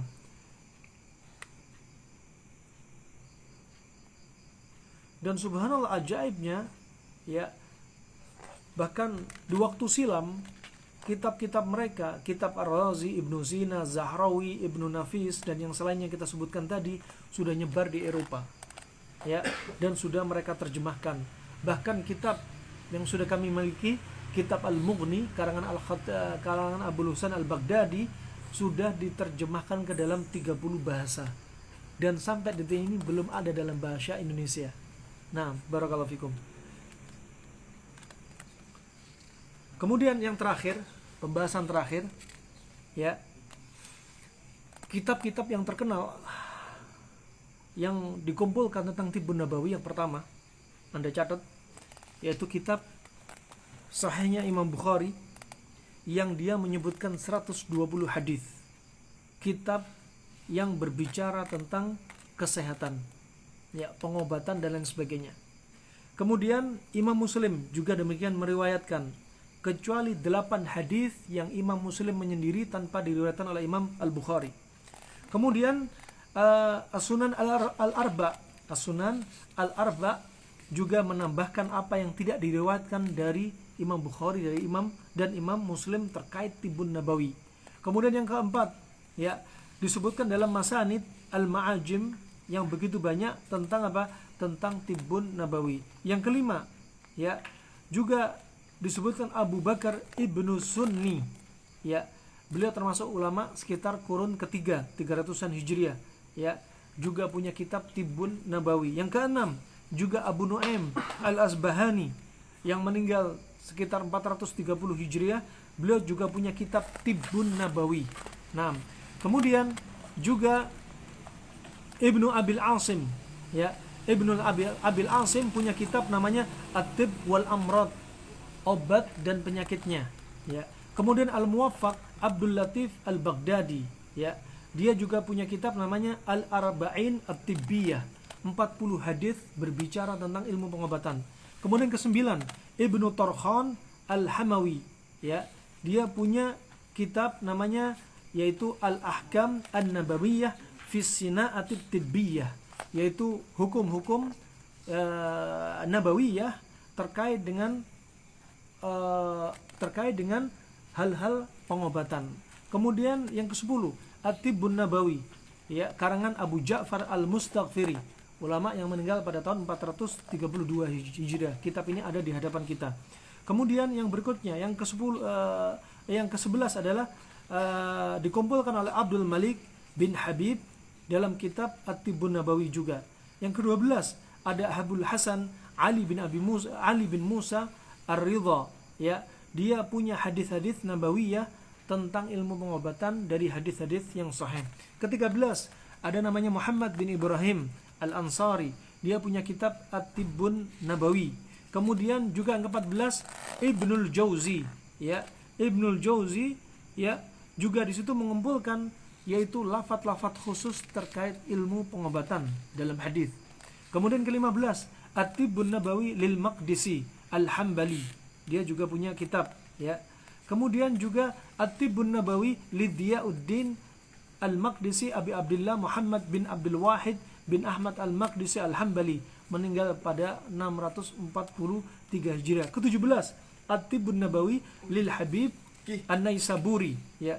Ke-18 At-Tibbun Nabawi li Muhammad As-Safti. Yang berikutnya Tibbun Nabawi dari karangan Muhammad As-Safti.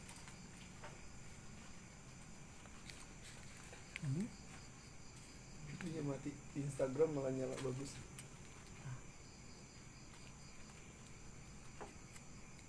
Tapi masih connect? Udah putus kayaknya. Kenapa mati ya? Kenapa? Zoom insyaallah menunggu. Di Telegram bagus banget sih. Masya Allah, baik. Suaranya, Jelas. gambarnya, iya. Masya Allah. Tapi di Zoom kita bayar loh. Sederhana. Nah, Oh bisa.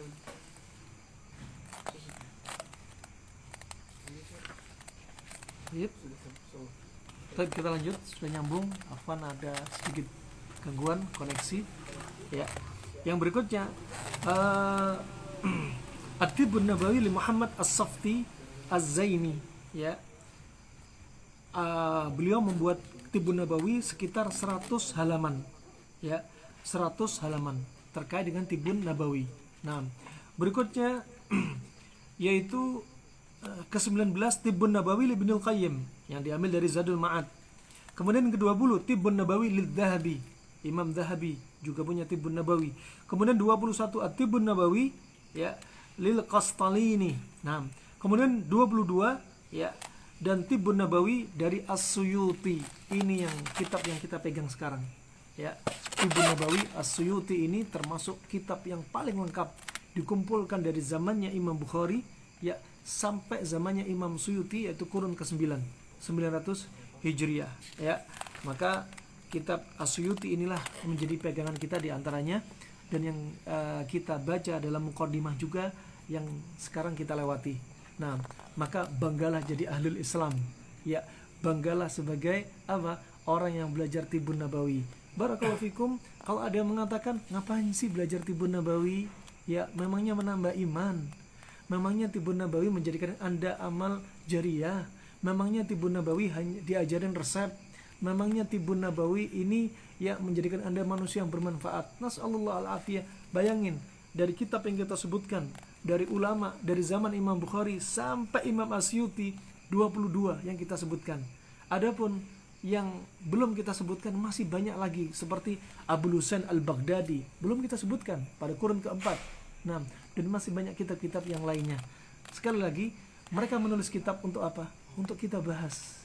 Mereka menulis kitab untuk apa? Biar percobaan mereka sampai di zaman kita sekarang. Nah, sampai di zaman kita sekarang. Nah, sebagai wujud amanah mereka menulis kitab, siapa yang akan mengupas kalau kita nggak kupas? Ya, kita harus kupas bahasa mereka yang unik, bahasa mereka yang agak ruwet. Ya, kita harus kupas apa rahasia di balik pembahasan mereka, hadis Nabi mereka bahas seperti apa, percobaan mereka, dan yang masya Allah di zaman Harun al-Rasyid yang betul-betul ilmu pengobatan betul-betul waktu itu sangat dominan dan sangat kuat. Nah, maka kita ya sebagai wujud apa syukur kita atas apa yang mereka kumpulkan dari ilmu-ilmu pengobatan, yuk kita kupas bareng-bareng, kita pelajari, kita sebarkan sehingga bermanfaat untuk umat manusia pada umumnya dan umat Islam pada khususnya. Barakallahu fikum. Selanjutnya mungkin ada tanya jawab. Tafadhal barakallahu fikum.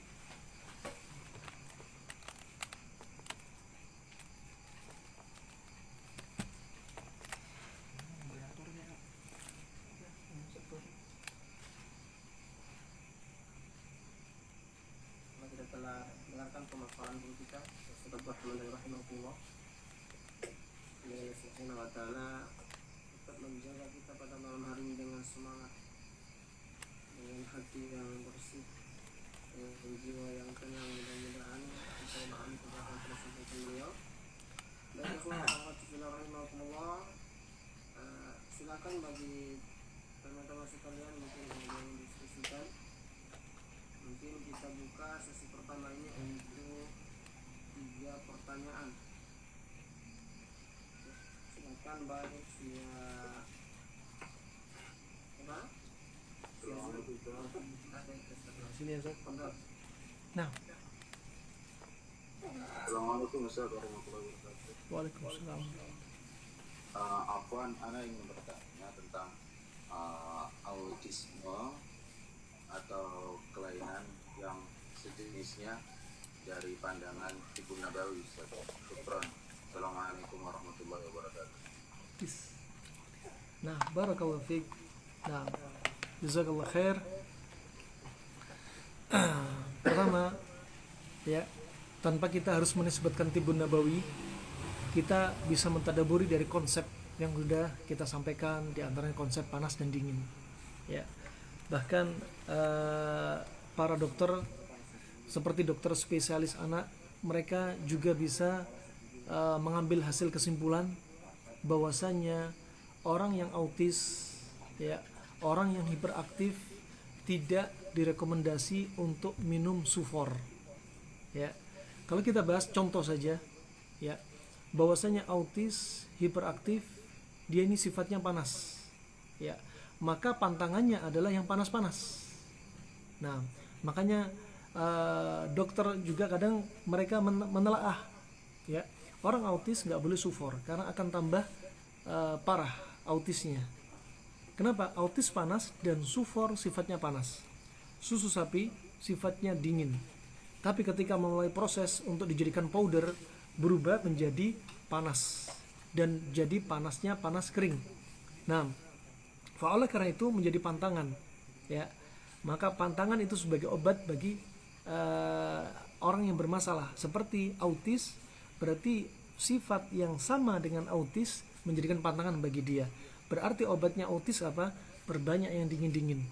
Termasuk dari urufnya orang Arab, ketika ada masalah autis, ketika ada masalah epilepsi, ketika ada masalah hiperaktif, mereka menggunakan, yang paling sering digunakan adalah dengan labu kuning untuk mendinginkan sifat panasnya. Itu dari sisi apa? Dari sisi hissi yang bisa dipegang. Adapun dari sisi maknawi, tetap autis, ya, perlu anda lakukan diantaranya ruqyah, ya. Ala bidzikrillahi tatmainnul qulub. Bukankah dengan zikir kepada Allah hati itu tenang?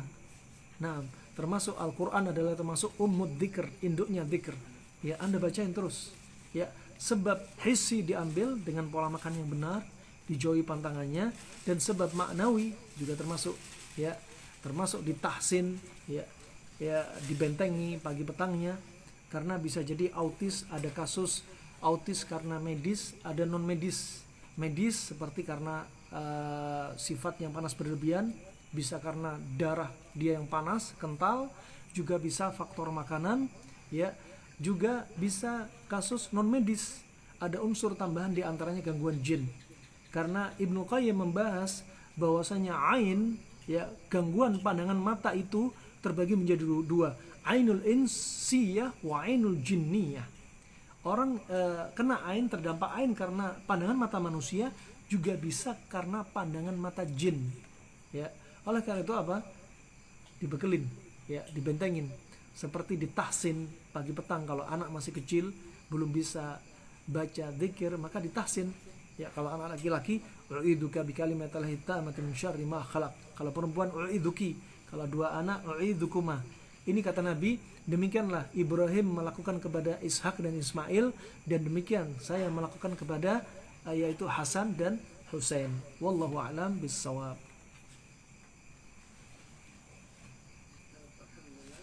Tadi dari apa? Bicara itu. Kemudian yang bertanya berikutnya kita panggil saja, ya, Alfian Muin.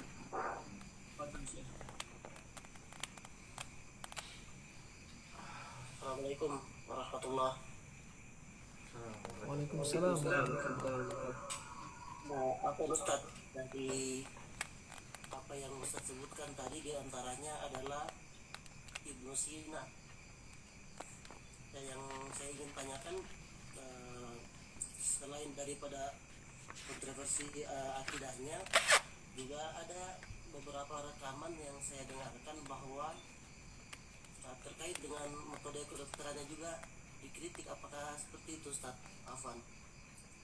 Nah, barakallahu fiik. Nah, tentunya sesuatu yang melalui uji coba, bukan dari wahyu, pasti banyak kritikan. Kullu qaulin wa amalin yurad illa sahib hadzal qabr. Ya, sebagaimana dikatakan para ulama salaf, ya, setiap ucapan, setiap pendapat, setiap perbuatan, ya, itu bisa diterima, bisa ditolak, kecuali sahib hadzal qabr, kecuali ucapan Nabi SAW. Siapapun ucapannya, mau Ibnu Sina, mau kita orang, ya, ada saatnya ucapan kita ditolak, diterima. Nah, dan namanya juga uji coba. Seperti contoh ucapan Ibnu Sina, ya, diantaranya pendapat Ibnu Sina, kenapa bekam dilakukan di tengah bulan, ya, nggak dilakukan di awal bulan, di akhir bulan. Mereka dia menggunakan teori bahwasannya, ya, di tengah bulan darah itu naik sesuai dengan gravitasi bumi. Wah, ini juga dia menyebutkan karena apa? Air laut pasang di tengah bulan sehingga darah ikut pasang. Nah, ini tentunya teori-teori yang jadi kontroversi juga di antara ulama-ulama di zaman mereka pada waktu itu, ya. Alhasil apapun pengobatannya, sekali lagi bisa terima, bisa ditolak. Ya itu konsep. Mau di zaman Ibnu Sina, sebelum Ibnu Sina, di zaman kita. Kenapa? Karena kedokteran Arab klasik gak lepas dari uji coba. Nah, wah di zaman sekarang uji coba plus penelitian dengan hasil masya Allah alat-alat yang canggih dan lain sebagainya. Nah, wallahu a'lam bishawab. Alhasil siapapun juga ya bisa diterima, bisa ditolak. Nah, kalaupun akidah ya wallahu a'lam bishawab, ada yang mengatakan beliau bertobat di akhir hayatnya ya. Kita kembalikan kepada Allah Subhanahu wa taala. Ya, ada lagi satu pertanyaan apa namanya? Ya, jadi pada kesimpulannya ya layak, sangat layak untuk dipertimbangkan juga ya. Nah, Dan di sana ada apa namanya? Beliau punya Alfiyah 1300 bait. Mungkin saya kira Ustaz juga sudah tahu. Apa itu rekomendasi Ustaz untuk misalnya bagi yang ingin mau menghafalnya, apakah itu bagus Ustaz? barakallahu fik. Barakallahu fik. Kalau menurut saya nggak perlu menghabiskan waktu untuk menghafalkan alfiyah baitnya dia. Nah, nggak perlu menghafalkan ya. Hafal yang lebih penting aja dari Al-Quran, dari As-Sunnah. Cukup kita pegang konsep saja. Dan sekali lagi, yang benar Ibnu Sina ya bukanlah bapak kedokteran Islam. Ya, bahkan ada banyak yang lebih pantas untuk dijuluki sebagai bapak kedokteran Islam, seperti Ibnu Nafis. Ya. Dan yang selainnya seperti disebutkan tadi ada Zahrawi, ya, banyak sekali. Cuma waktu itu karena yang menenarkan, membuat tenar Ibnu Sina pada waktu itu adalah orang-orang di sekitar Ibnu Sina. Sebagaimana madhab, ya sebenarnya madhab itu banyak, bukan hanya 4. Tapi karena orang-orang di sekitar pembela madhab ini, ya mereka yang menenarkan, jadi yang tenar hanya 4 madhab. Demikian pula Ibnu Sina. Ibnu Sina tenar karena orang-orang di sekitar dia. Nah, dan kemudian kitab Ibnu Sina sudah menyebar kemana-mana. Nah, sampai ke Eropa, sampai ke Barat. Wallahu a'lam bishawab.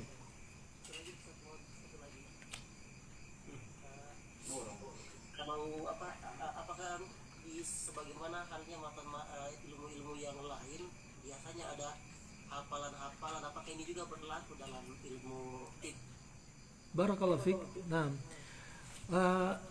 sebenarnya ada, kalau kita lihat ada video yang sudah nyebar, ada arjuzah ya, semacam bait syair ya, dia sekitar 7.700 bait syair ya, pada kurun ke-6 600-an Hijriah, dikarang oleh ulama pada waktu itu. Dan ajaibnya ya, saking cerdasnya dia bikin bait syair untuk dihafal ya. Nama penyakit, nama obat, nama penyakit, nama obat. Sudah.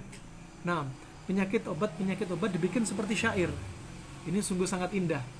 Fa di antaranya ilaju diabetes ar-rumman. Obatnya kencing manis adalah ar-rumman. Nah, itu simpel, dan ini sudah kami coba. Orang yang punya kencing manis bukan ar-rumman, waktu itu apa pakai yaitu pakai apa? Pakai di antaranya pakai gandum. Nah, pakai gandum. Fa subhanallah, kita gunakan rendaman gandum utuh ya. Subhanallah, ajaib. Hanya hitungan 2 pekan rutin ya, yang gula darah 600 sampai menjadi normal dalam waktu singkat. Makanya sehat itu mudah, sehat itu murah. Ya, enggak ada dalilnya dari Al-Qur'an dan Sunnah bahwa gandum untuk kencing manis, tapi ulama Islam sudah melalui tajrubah. Barakallahu fikum. Nah, ini Ustaz, saya punya kitab ini, apa ini mungkin Ustaz pernah baca atau kaji? arjuzah fitib. Nah, aywa, nah, itu yang berbentuk syair juga ya.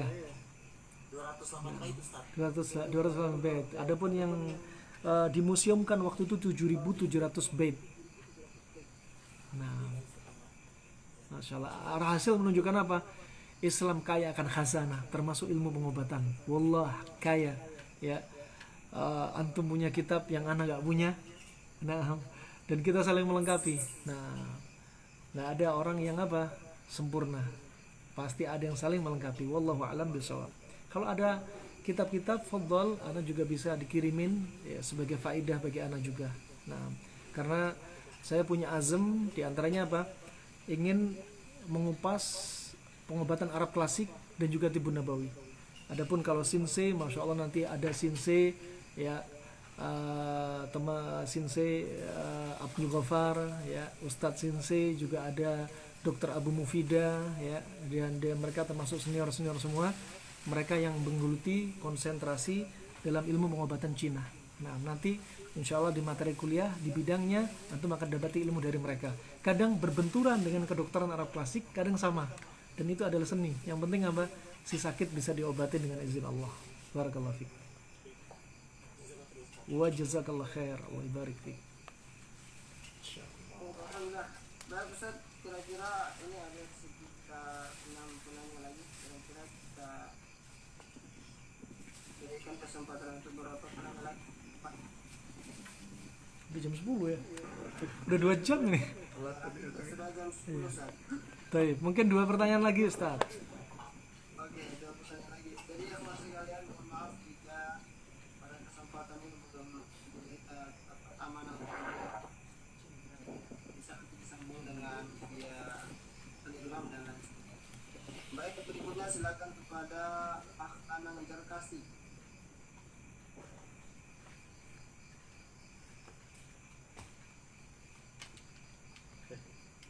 Audionya Afif. Alhamdulillah. Menarik sekali pembahasan Ustaz soal itu berkaitan dengan Tibbun Nabawi dan kedokteran klasik yang saya tangkap.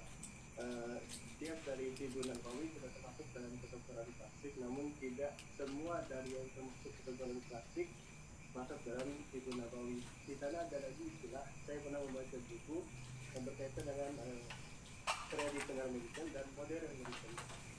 Saya pernah membaca sebuah tulisan bahwasanya pemisahan antara traditional medicine dengan modern medicine itu adalah upaya orang-orang Yahudi atau Nasrani yang ingin memisahkan umat Islam dari konsep kesehatan yang sebenarnya.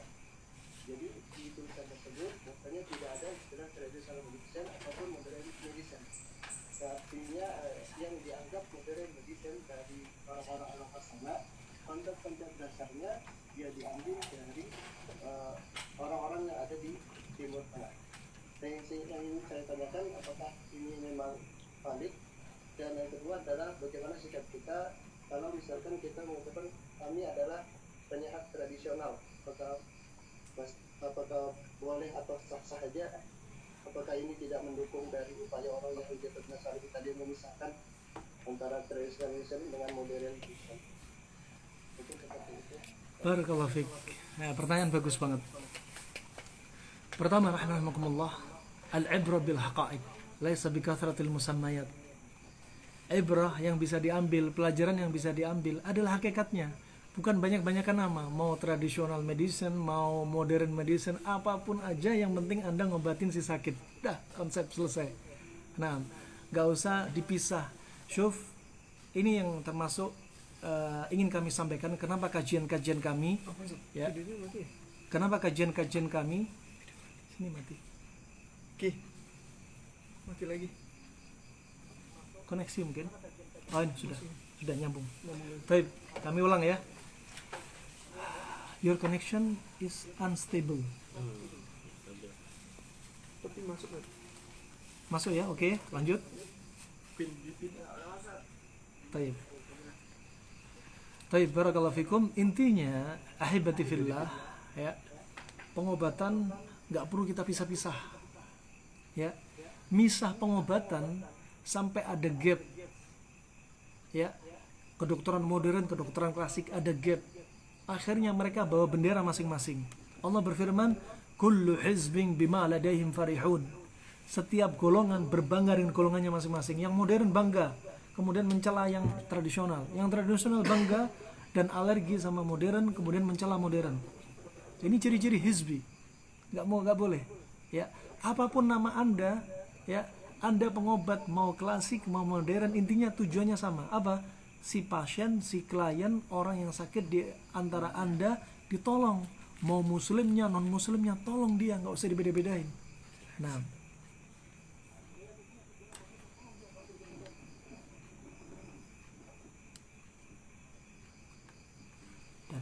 habis kayaknya. Jaringan. Simpati. Atau cukup nggak apa? Kita cukupin. Kita tutup. Nggak bisa lagi kan? Unstable soalnya. Dipin lagi aja.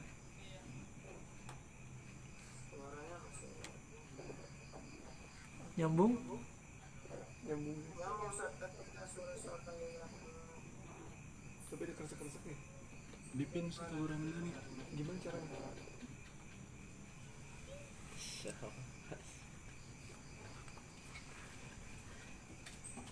Udah kan?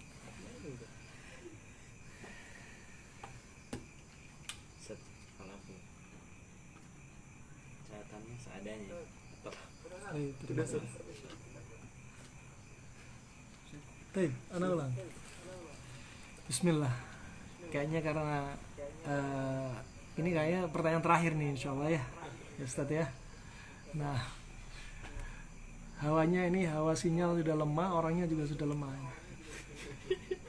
Baik. Si penanya, masya Allah barakallahu fiik, ya nuhibbuka fillah, ya pertanyaan sangat bagus. Pertama, kaidah usul fiqh pakai al-ibra bil haqa'iq laisa bi kathratil musammayat. Inti yang bisa diambil adalah apa? Hakikatnya, bukan banyak-banyakan nama. Mau nama modern, mau klasik, intinya apa? Intinya hakikatnya kita ingin ngobatin orang yang sakit. Selesai. Mau pakai cara modern, cara klasik, ya, tradisional, Tibun Nabawi, silahkan. Ya, penting apapun caranya, banyak jalan menuju kota Mekah. Ya, kita nggak cari Roma, banyak jalan menuju kota Mekah, banyak jalan untuk menuju kesembuhan. Mau pakai cara apapun silahkan, tanpa celah saudara kita. Mau pakai seni modern, klasik, nggak usah alergi, nggak usah pisah-pisah. Kenapa? Kalau kita pisah-pisah akan menyebabkan juga perpecahan kaum muslimin. Ya, ada saudara kita, masya Allah, pengobatan modern, pakai kedokteran modern. Satunya klasik. Ya, subhanallah, akhirnya mereka bangga dengan golongannya. Yang modern kibarkan bendera, mencela yang klasik. Yang klasik kibarin bendera, celah yang modern. Akhirnya apa? Masuk dalam firman Allah, kullu hizmin bima ladaihim farihun. Setiap golongan bangga dengan golongannya. Ini ciri-ciri hizbi. Ya, sudah, siapapun Anda, ayo kita rangkul. Ya, sengaja kajian kami kadang pakai bahasa medis. Biar apa? Yang medis paham bahwasanya klasik tidak ketinggalan zaman. Ya, juga demikian yang klasik juga demikian, juga tidak boleh meremehkan yang medis. Intinya apa? Seni untuk menuju kesembuhan dengan sebab-sebab, banyak sebab yang merupakan seni pengobatan. Nah, maka nggak boleh saling celah, nggak boleh saling maki. Ya, Allah jadikan sebagian ilmu pengobatan punya seni, dan Allah singkap pengobatan satu penyakit yang nggak diketahui oleh orang yang lain. Makanya Nabi bersabda, ma anzalallahu da'an illa anzalalahu syifaan, alimahu man alima wa jahilahu man jahila. Ya, Allah turunkan penyakit, pasti Allah turunkan obatnya. Taulah orang yang tahu, dan nggak tahulah orang yang nggak tahu. Nah, maka apa? Kita nggak mungkin semuanya paling tahu semua pengobatan. Jadi apa? Ayo kita rangkul untuk apa? Mencari solusi biar sama-sama tahu. Wallahu a'lam bishawab. Sepertinya itu, ya, harap dimaklumi atas keterbatasan apa yang kami sampaikan.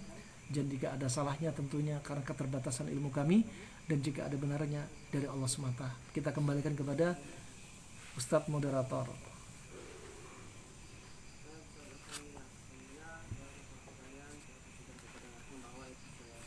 Penanya terakhir ya, alhamdulillah itulah kuliah kita malam ini.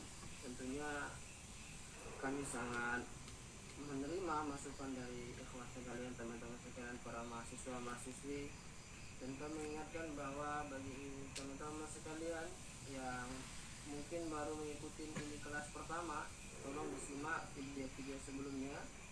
Dan bagi teman-teman sekalian yang ingin bertanya tapi tidak dapat kesempatan pada malam ini, silakan menanyakan via Telegram grup, ya, atau bisa langsung menanyakan kepada admin, nanti akan sampaikan kepada dosen kita, dan insya Allah akan diberikan jawabannya, insya Allah.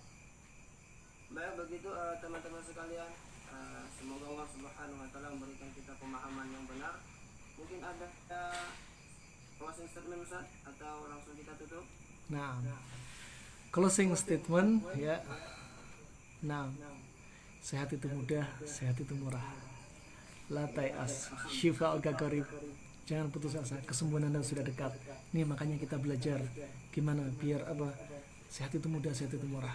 Ya, dan belajar butuh proses, butuh waktu, butuh guru, butuh kesabaran, ya, butuh harta dan seterusnya. Semangat aja ya. Nah, stay tune di gelombang yang sama, nunggu info kajian berikutnya dengan kuliah online ini. Syukran jazakumullah khairan jazak. Baik ikhwan sekalian, alhamdulillah sehat itu mudah, sehat itu murah, itulah closing dari guru kita. Semoga Allah Subhanahu wa taala berikan beliau umur yang panjang dan Amin ya rabbal alamin. Fi taatillah. baik. Mari sama-sama kita tutup pertemuan kita pada kesempatan kali ini dengan doa kifaratul majlis. Subhanakallahumma wa bihamdika asyhadu an la ilaha illa anta astaghfiruka wa atubu ilaik. Mohon maaf atas segala kekurangan. Wassalamualaikum warahmatullahi wabarakatuh. Waalaikumsalam warahmatullahi wabarakatuh.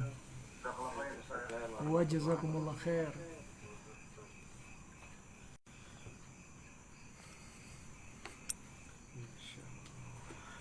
Hapus suaranya ya. Emang dari Tapi awal di Instagram bagus katanya. itu jadi pertanyaan juga tuh. Komplain sama Zoom kali ya? Enggak, ini